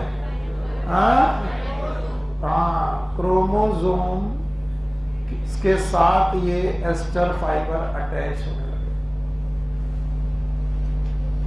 आंसर नहीं आया। बताओ पहले जो ये फाइबर थे इनका नाम क्या था? एस्टर। बताओ ये क्रोमोसोम में अटैच थे कि नहीं थे? आप क्या हुए? अटैच हो गए। और अटैच होने पर बने स्पिंडल फाइबर्स। बोलो क्या बने? और these apparatus are known as spindle apparatus। It is known as spindle apparatus।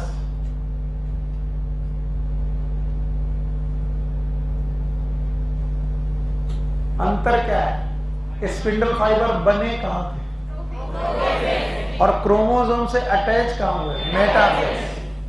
और जब ये मेटाफेज में अटैच हुए तो हर एक क्रोमोसोम से अटैच होने का इनका तरीका है। एवरीवन हियर, बीचों बीच इनके पास थी सेंट्रोमियर और इन सेंट्रोमियर से जुड़ी हुई थी दो chromatid. These are known as chromatids. ये क्रोमैटिड है, ये भी क्रोमैटिड है।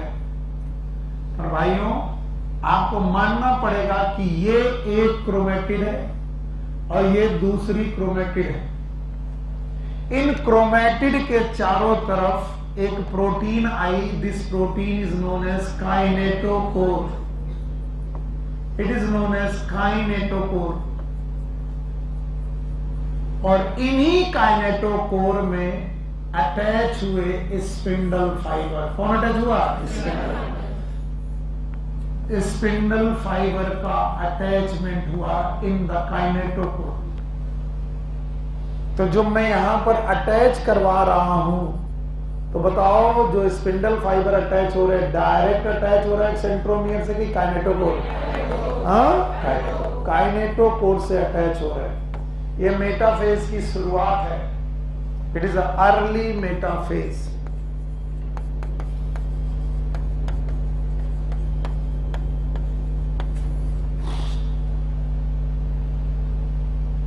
हाँ, नींद आने लगी। मैंने पहले कहा था नींद आएगी, इसीलिए तुमको कहा था कि सीखो। प्रोफेज में क्रोमोसोम अपीयर हुए, कंडेंसेशन चलता रहा। कहां पर? प्रोफेज। ये कंडेंसेशन कहां खत्म हुआ? प्रोफेज की मेटाफेज। क्या अपीयर हो गए? क्रोमोसोम बेस्ट मॉर्फोलॉजी में अपीयर हो गए। बेस्ट मॉर्फोलॉजी में अपीयर होने के बाद ये सारे के सारे साइज में, मॉर्फोलॉजी में, देखने में सबसे अच्छे। अगर तुम्हें क्रोमोसोम की मॉर्फोलॉजी चेक करनी है तो किस फेज में जाओ? प्रोफेज की मेटाफेज? मेटाफेज। साइज देखना है, मेटाफेज।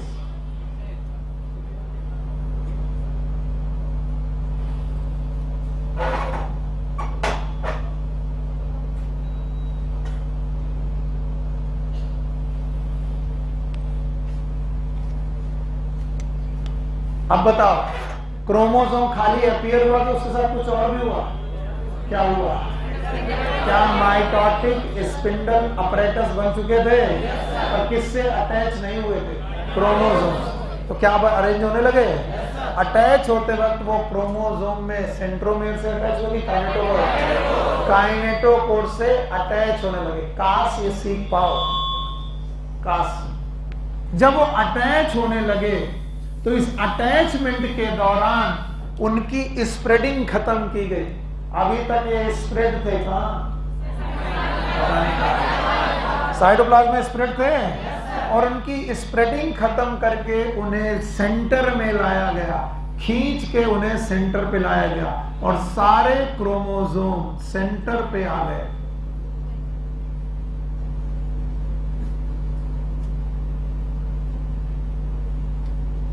और जो सेंटर पे क्रोमोसोम आए हैं वो सेंटर में आए हुए क्रोमोसोम स्पिंडल अपरेटस के साथ बचे हुए हैं। तो this is spindle apparatus with the centrosome.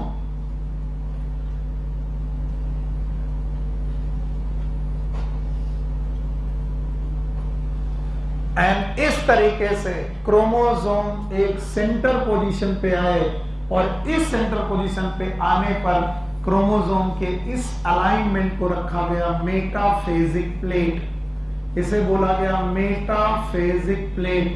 और बोला क्या, क्रोमोसोम पूरी कोशिका में स्प्रेड होने की बजाय एक प्लेट में आकर के अरेंज हो गए, and this plate is nothing but metaphasic plate. और ये स्प्रेडिंग खत्म किसने की, इनका धन्यवाद करो, बोलो कौन, स्पिंडल अपरेटस। कि इधर उधर फैले हो सब लोग साथ में आओ, किसने पकड़ के किया, स्पिंडल अपरेटस।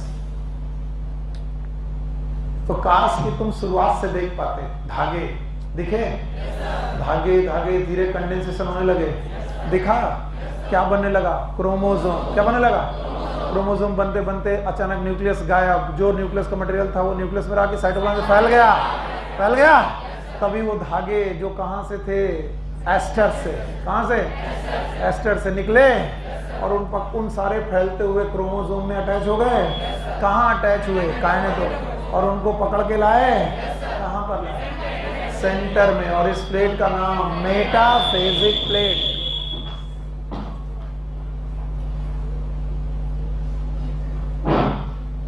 कौन सी प्लेट, मेटाफेजिक प्लेट पे लाए। और मेटाफेजिक प्लेट में लाने का काम कौन कर रहा है, स्पिंडल। तो स्पिंडल एस्टर फॉर्मेशन शुरू कहां हुआ था, हाँ?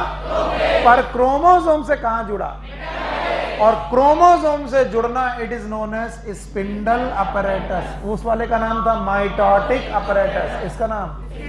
तो स्पिंडल अपरेटस बन करके क्रोमोसोम के साथ अटैच हो गए। कौन सी फेज, मेटाफेज।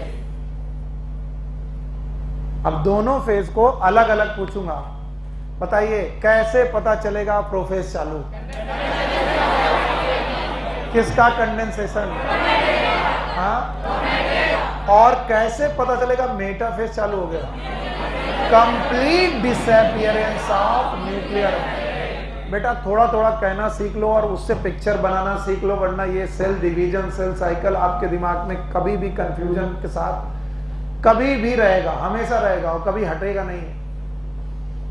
क्योंकि ऐसे इवेंट है, एक के बाद दूसरा इवेंट कब चालू हो जाता किसी को पता नहीं। तो तुम्हें एक बाउंड्री खुद बनानी पड़ेगी, कब तक प्रोफेज है, कब तक मेटाफेज है, फिर कब तक एनाफेज। तो तुम्हें खुद सीखना पड़ेगा। और ये कौन सिखाएगा, सुनील सर की एनसीईआरटी।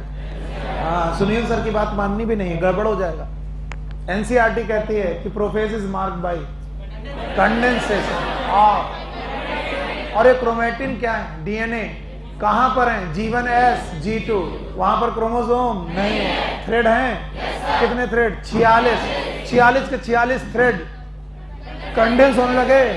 तो यहाँ 46 क्रोमोसोम बने होंगे। यस, आप कितने झूठे हो सर, 3 बनाए, मेरे पास जगह नहीं है बेटा। अगर मुझे बनाने हो तो मैं कितने क्रोमोसोम बनाऊं, 46। ह्यूमन के पास कितने, 46 के 46 क्रोमोसोम एक प्लेट में आ गए। और हर क्रोमोसोम में काइनेटोकोर, एक की दो सेंट्रोमियर, एक काइनेटोकोर 2, और उन काइनेटोकोर्स के साथ जुड़े हुए 46 धागे। कितने धागे, 46 धागे इधर, 46 धागे इधर। एक क्रोमोसोम में कितने धागे, 2, एक ऊपर वाले पोल से और एक नीचे वाले। नहीं आया तो कितने क्रोमोसोम, 46। अब यहां पेयर मत बोलना, माइटोसिस में क्रोमोसोम पेयर में कभी नहीं जोड़े जाते, दे ऑलवेज लिंक सिंगली, यानी कि हमेशा सिंगल क्रोमोसोम के स्पिंडल बनते हैं। तो यहां 23 पेयर बोले कि 46 क्रोमोसोम एक प्लेट पे आ गए।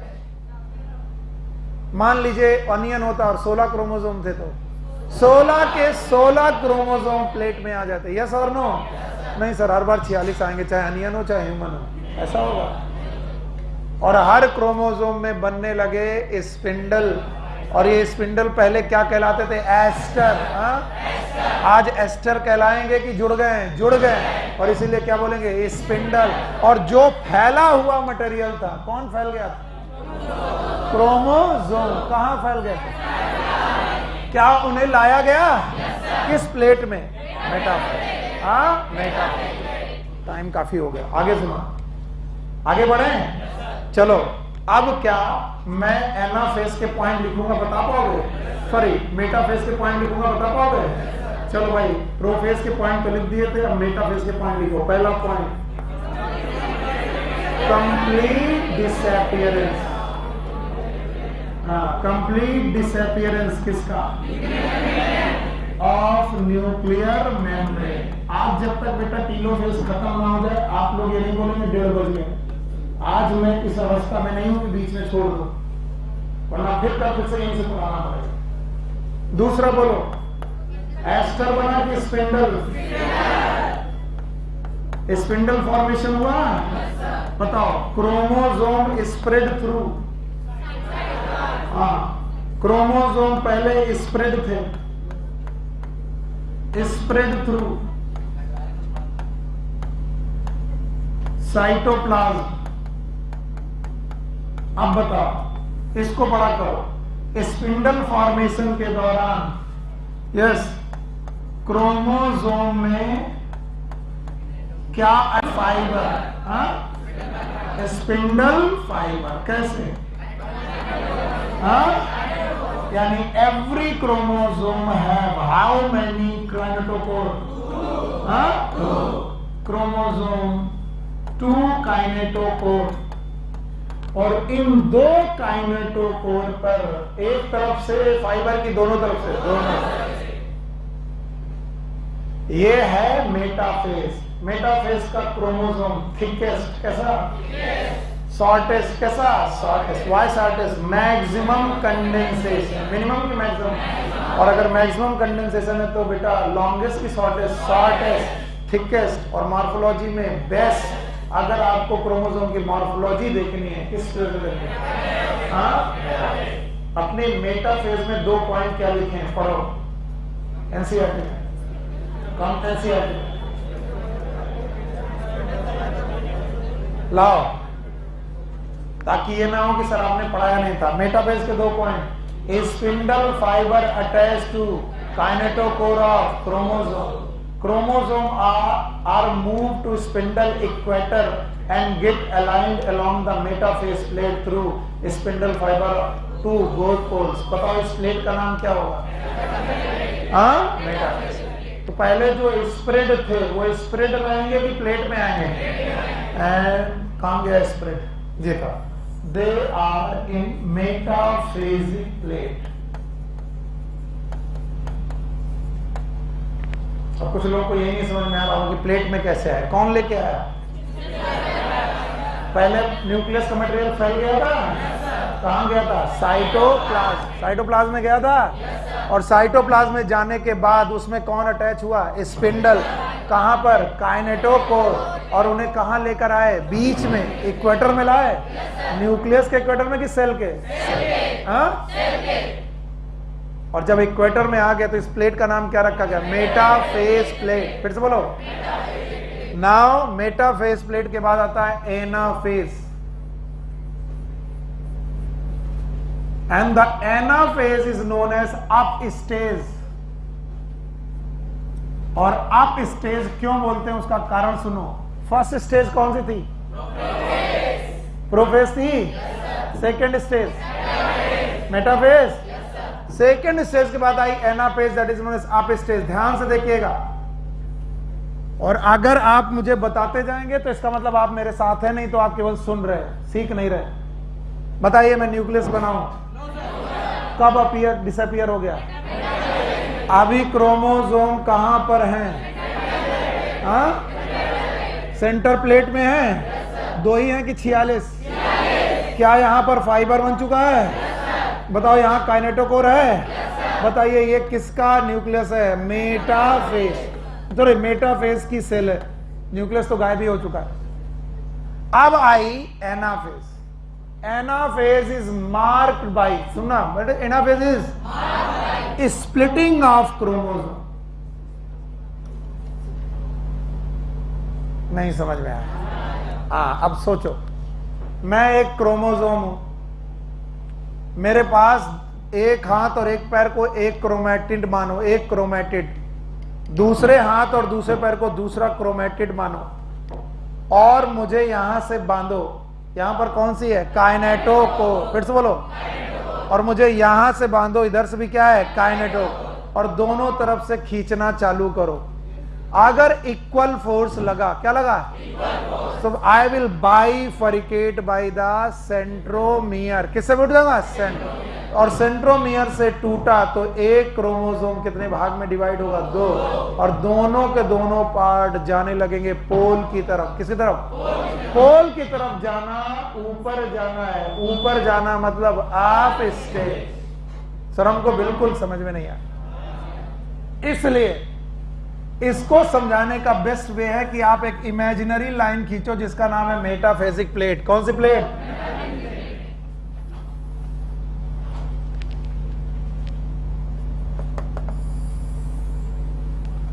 और इस मेटाफेजिक प्लेट पे जो मैं कर रहा हूं उसे ध्यान से देखिएगा।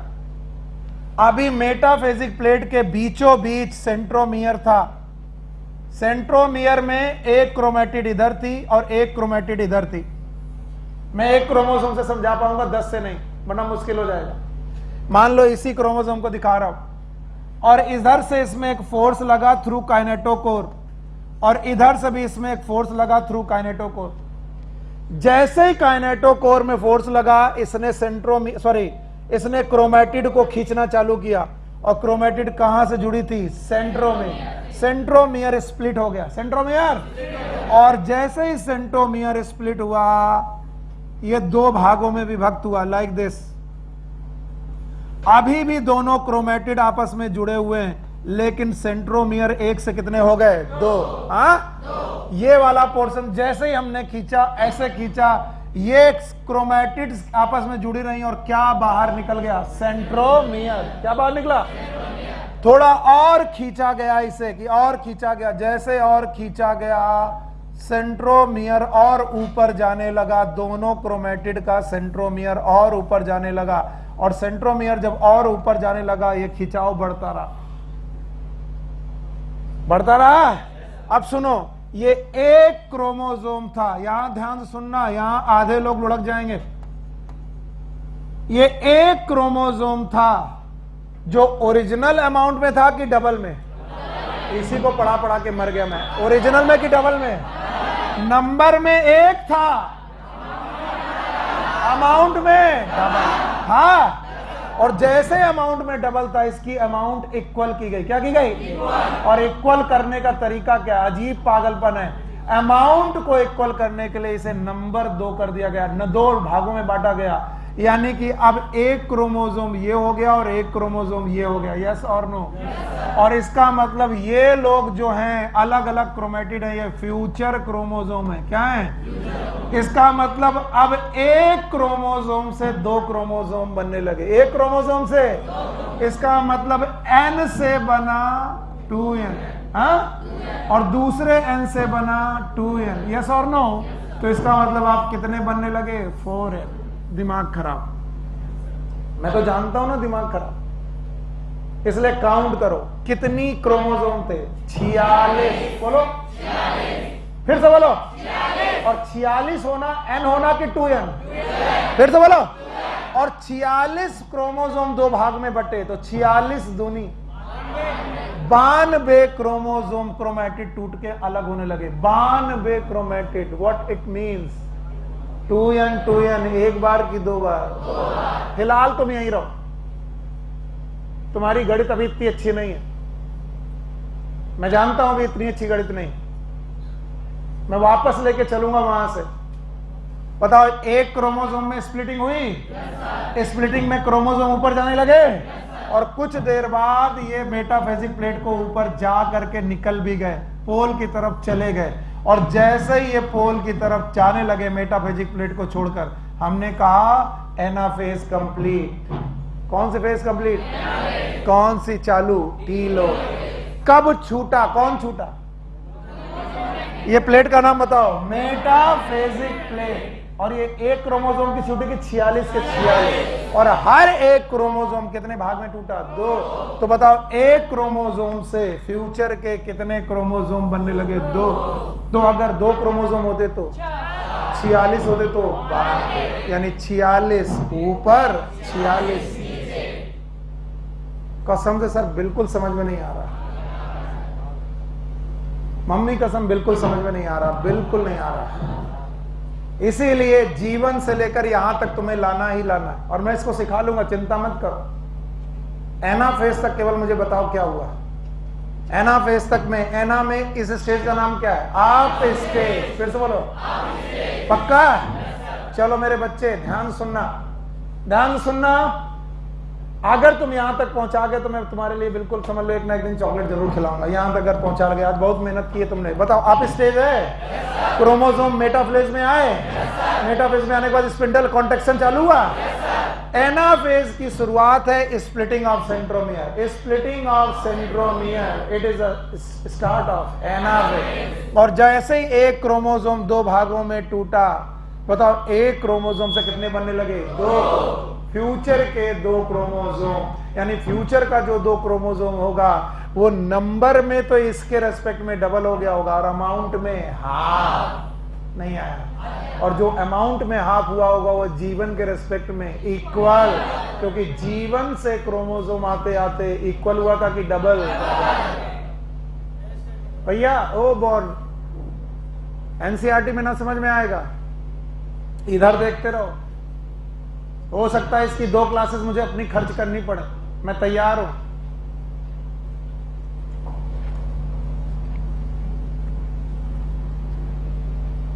और अब तुम्हारा 200% कंसंट्रेशन चाहिए।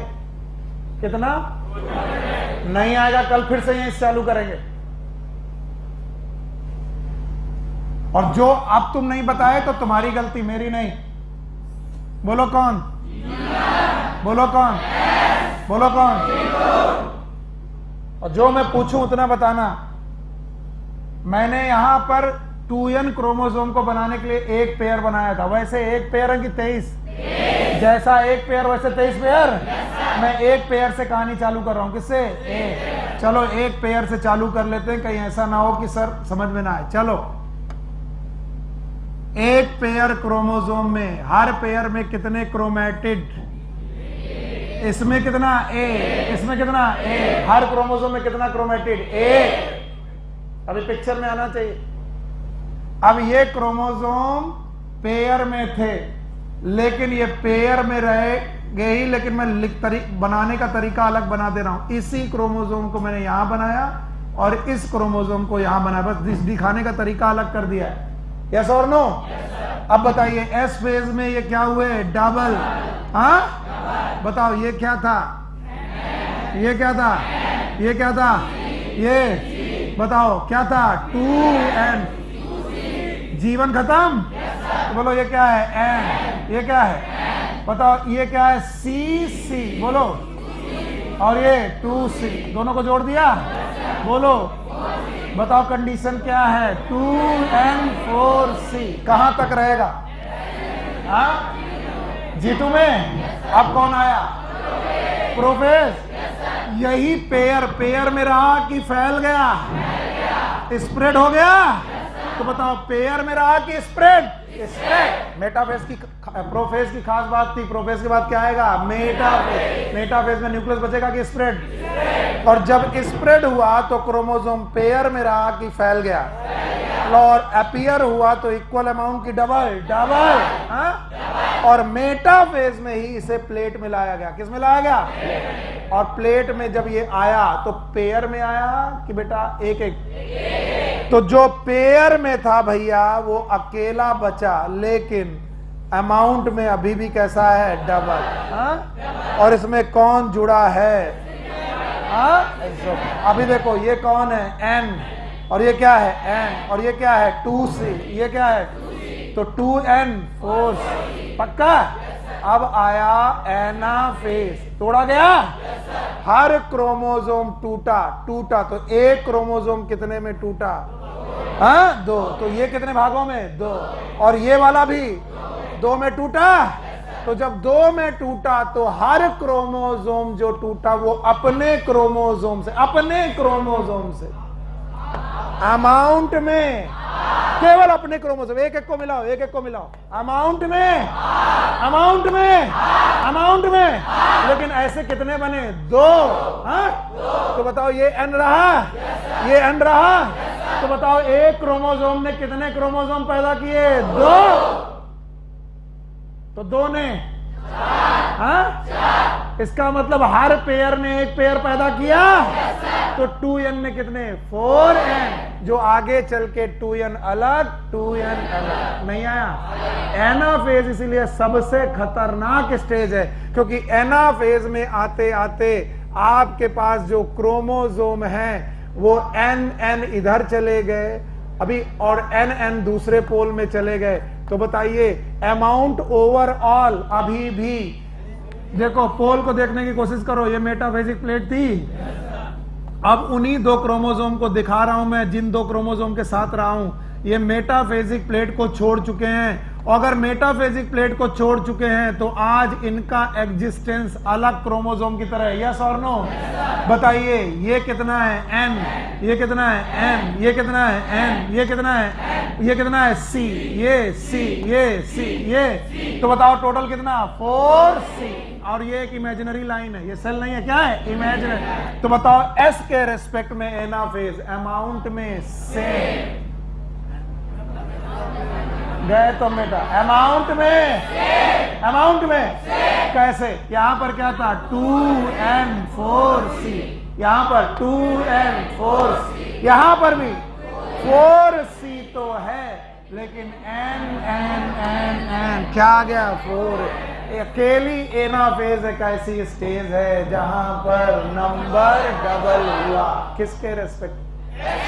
एस के रेस्पेक्ट में नंबर डबल हुआ, और जीवन के रेस्पेक्ट में भी नंबर डबल हुआ, क्योंकि अभी तक नंबर डबल नहीं हुआ। अब कुछ लोगों की अब बत्ती जली होगी, कुछ तो बता रहा है यार ये, बाकी लोग यस सर बोल रहे हैं, पता नहीं क्या हो रहा है।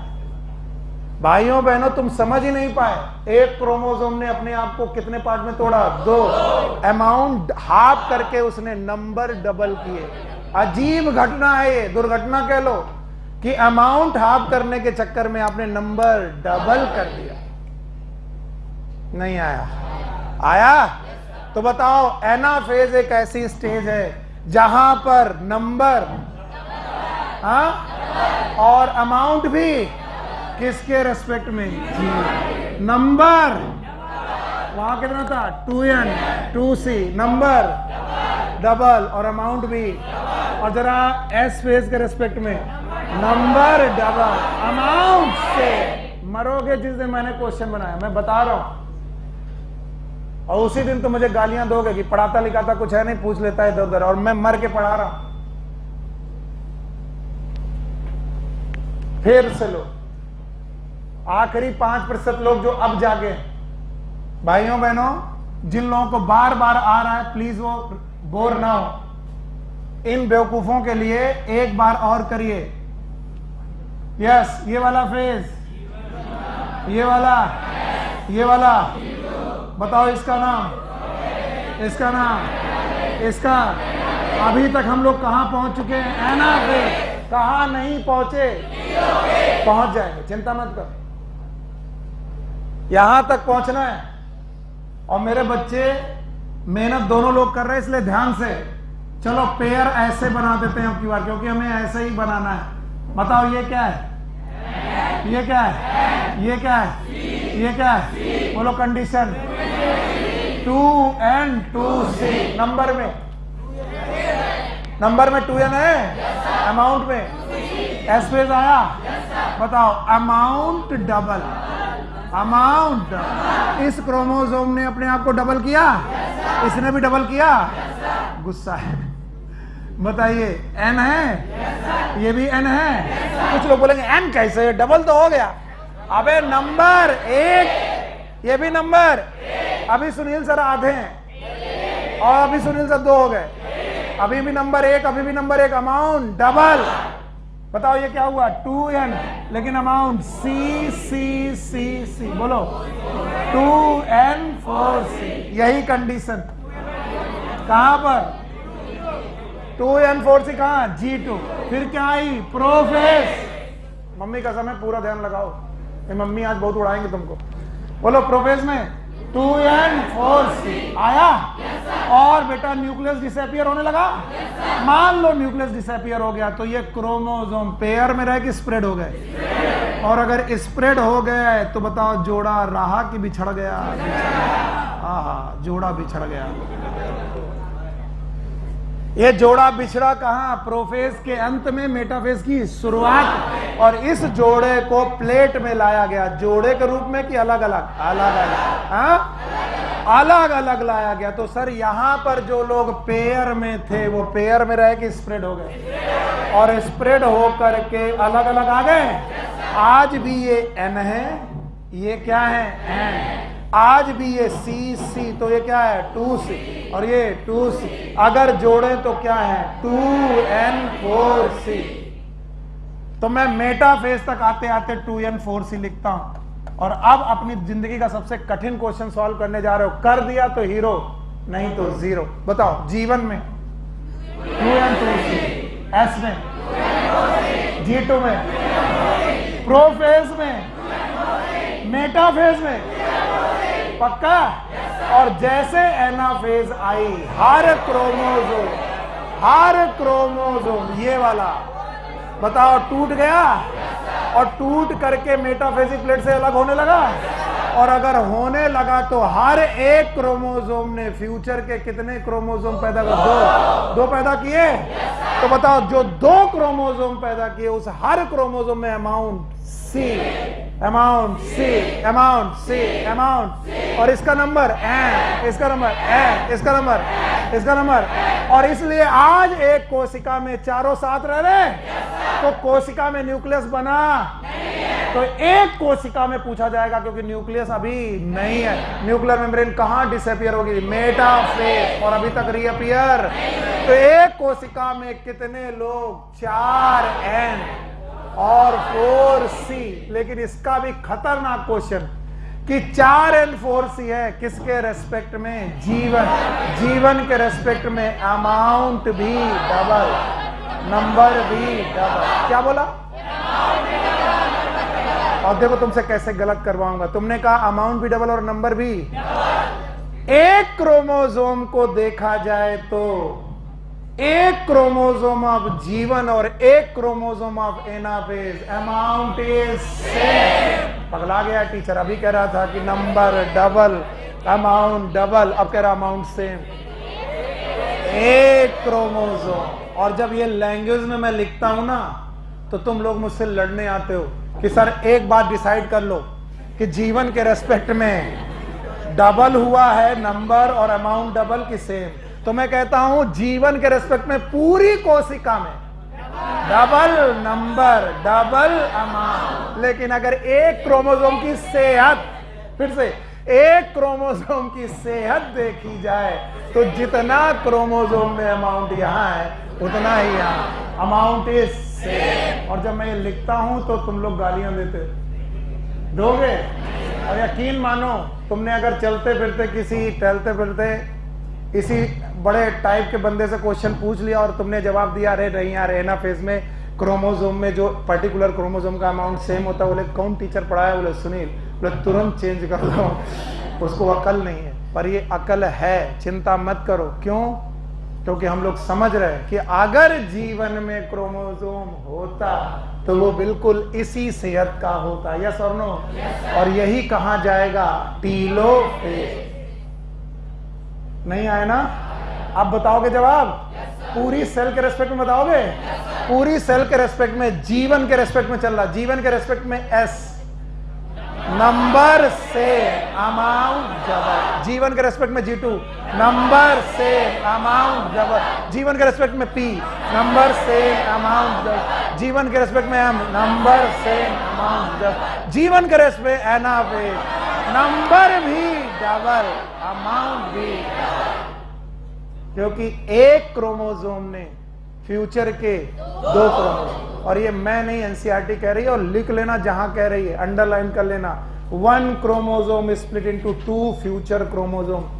1 chromosome split into 2 future chromosome, और द फ्यूचर क्रोमोसोम मिलेगा आपको, समझ लेना। And this is my dear, it is anaphase. अभी भी नींद आ रही है? आ रही है? समझ में आया? अच्छा, कितने लोगों को समझ में बिल्कुल नहीं आया? झूठों? सौरभ बाबू आ रहा है? मैं कैसा भी क्वेश्चन बनाऊंगा बता दोगे? ठीक है। अब बताओ, एस के रेस्पेक्ट में एनाफेज में क्रोमोसोम का नंबर डबल, अमाउंट से। एस के रेस्पेक्ट में अमाउंट से, नंबर पूरी सेल में। अब उस क्वेश्चन को उल्टा कर दे रहा हूं, पर्टिकुलर एक क्रोमोसोम के रेस्पेक्ट में नंबर डबल, अमाउंट हाफ। अरे ये क्या पूछा? नहीं आया? आया?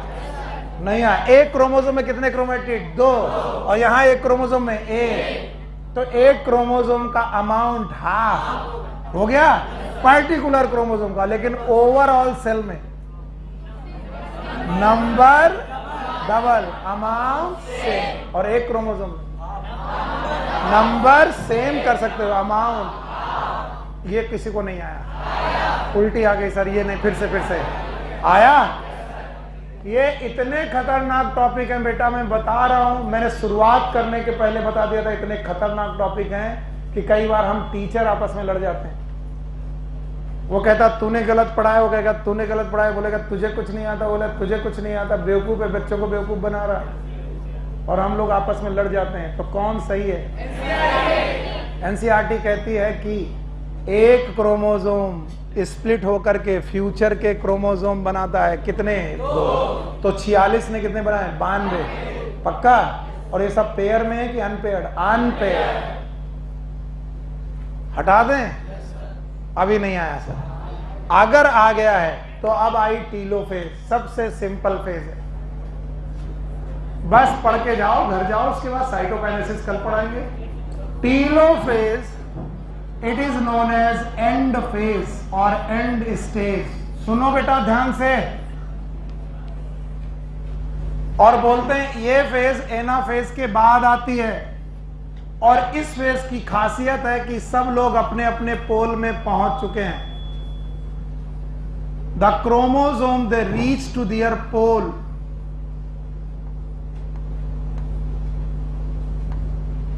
वो जो स्प्लिट हुए क्रोमोसोम थे वो अपने पोल पे पहुंच चुके हैं, और इनका स्पिंडल टूटने लगा है। It is mark bye dissolution of spindle. Telophase is mark bye dissolution of spindle. एक तो स्पिंडल बेकार होने लगा, दूसरा डीकंडेंसेशन ऑफ क्रोमोसोम। जो क्रोमोसोम थे वो डीकंडेंस होने लगे। लाओ भैया मफलर दो।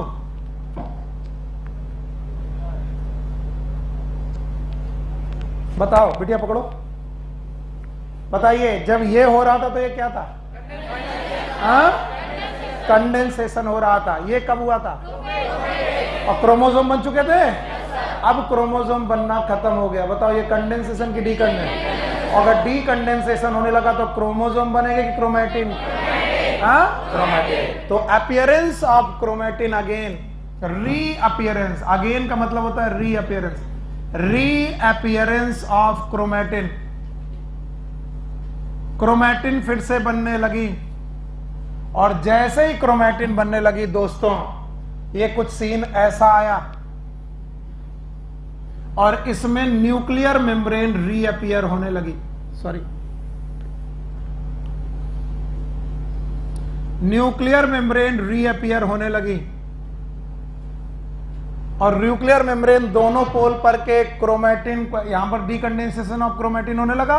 ये जो क्रोमैटिन थे, ये क्रोमोसोम थे, क्रोमोसोम रह गए, क्रोमैटिन होने लगे, डीकंडेंसेशन होने लगा, स्पिंडल खत्म होने लगे, और इनके चारों तरफ क्या आने लगी? न्यूक्लियर मेम्ब्रेन, जो वहां दिखेगी। रीअपीयरेंस ऑफ क्रोमैटिन, साथ में रीअपीयरेंस ऑफ न्यूक्लियोलस। एकदम प्रोफेज का उल्टा है। न्यूक्लियोलस रीअपीयर होगा। और बताओ क्या रीअपीयर होगा? Golgi body. बोलो क्या? Golgi body. और क्या? रीअपीयर हो गए। अब बताओ एक कोशिका में कितने न्यूक्लियस? 2। क्या हो चुका है? कैरियोकाइनेसिस। और एक सेल में 2 न्यूक्लियस हो चुके हैं और दोनों न्यूक्लियस में कितने क्रोमोसोम? 46। भूले नहीं हो तो 2n2c 2n2c। सर अभी नहीं समझ में आया, फिर से बताएं। तो बताओ 2n2c में अब क्या डाल दी जाए? Cell wall. तो बताओ एक सेल से कितनी सेल? 2। सेल वॉल का डालना इट इज कैरियोकाइनेसिस की साइटोकाइनेसिस। तो आज साइटोकाइनेसिस चलें कि बस बताओ चारों फेज अलग अलग बता दोगे? चारों फोर को मार्क कर दो, फिर घर जाओ मार्क कर दो। प्रोफेज का मार्क, कंडेंसेशन ऑफ क्रोमैटिन, पक्का disappearance of nuclear membrane. Prophase शुरू है पूरी तरीके से disappearance, splitting of centromere, reappearance and decondensation of और क्रोमोसोम। याद कर पाओगे? जल्दीबाजी नहीं ना सर, प्लीज ना करो प्लीज। ये कौन? जीवन एस जी। बेटा टीलोफेज रह गया है।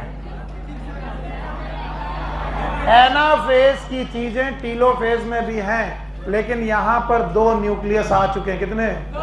तो जो एनाफेज में है वो टीलोफेज में, एक्सेप्ट वहां पर कितने न्यूक्लियस आ चुके हैं? 2। तो एक न्यूक्लियस के रेस्पेक्ट में जीवन करोगे तो जीवन और 1 nucleus of telophase is same, otherwise it is like anaphase. किसी को मतलब ही नहीं, वो अपने बतिया रहा है। लो बेटा लो ना। तुम्हें ऐसा लग रहा है जैसे एग्जाम मुझे देना है और तुम मुझे पढ़ा रहे हो। जो हम कह रहे नहीं सर पढ़ा दो प्लीज पढ़ा दो, नहीं तुमको जाने दो। देखो बेटा, जिसको जाना है गेट आधा खोले, बिना डिस्टर्ब किए निकल जाए। बाकी मेरे बच्चे 5 मिनट और 5 मिनट में जिंदगी बन भी सकती है। जानवी इतना काहे तकलीफ है? काहे की क्लास है? कहां पर बजे क्लास?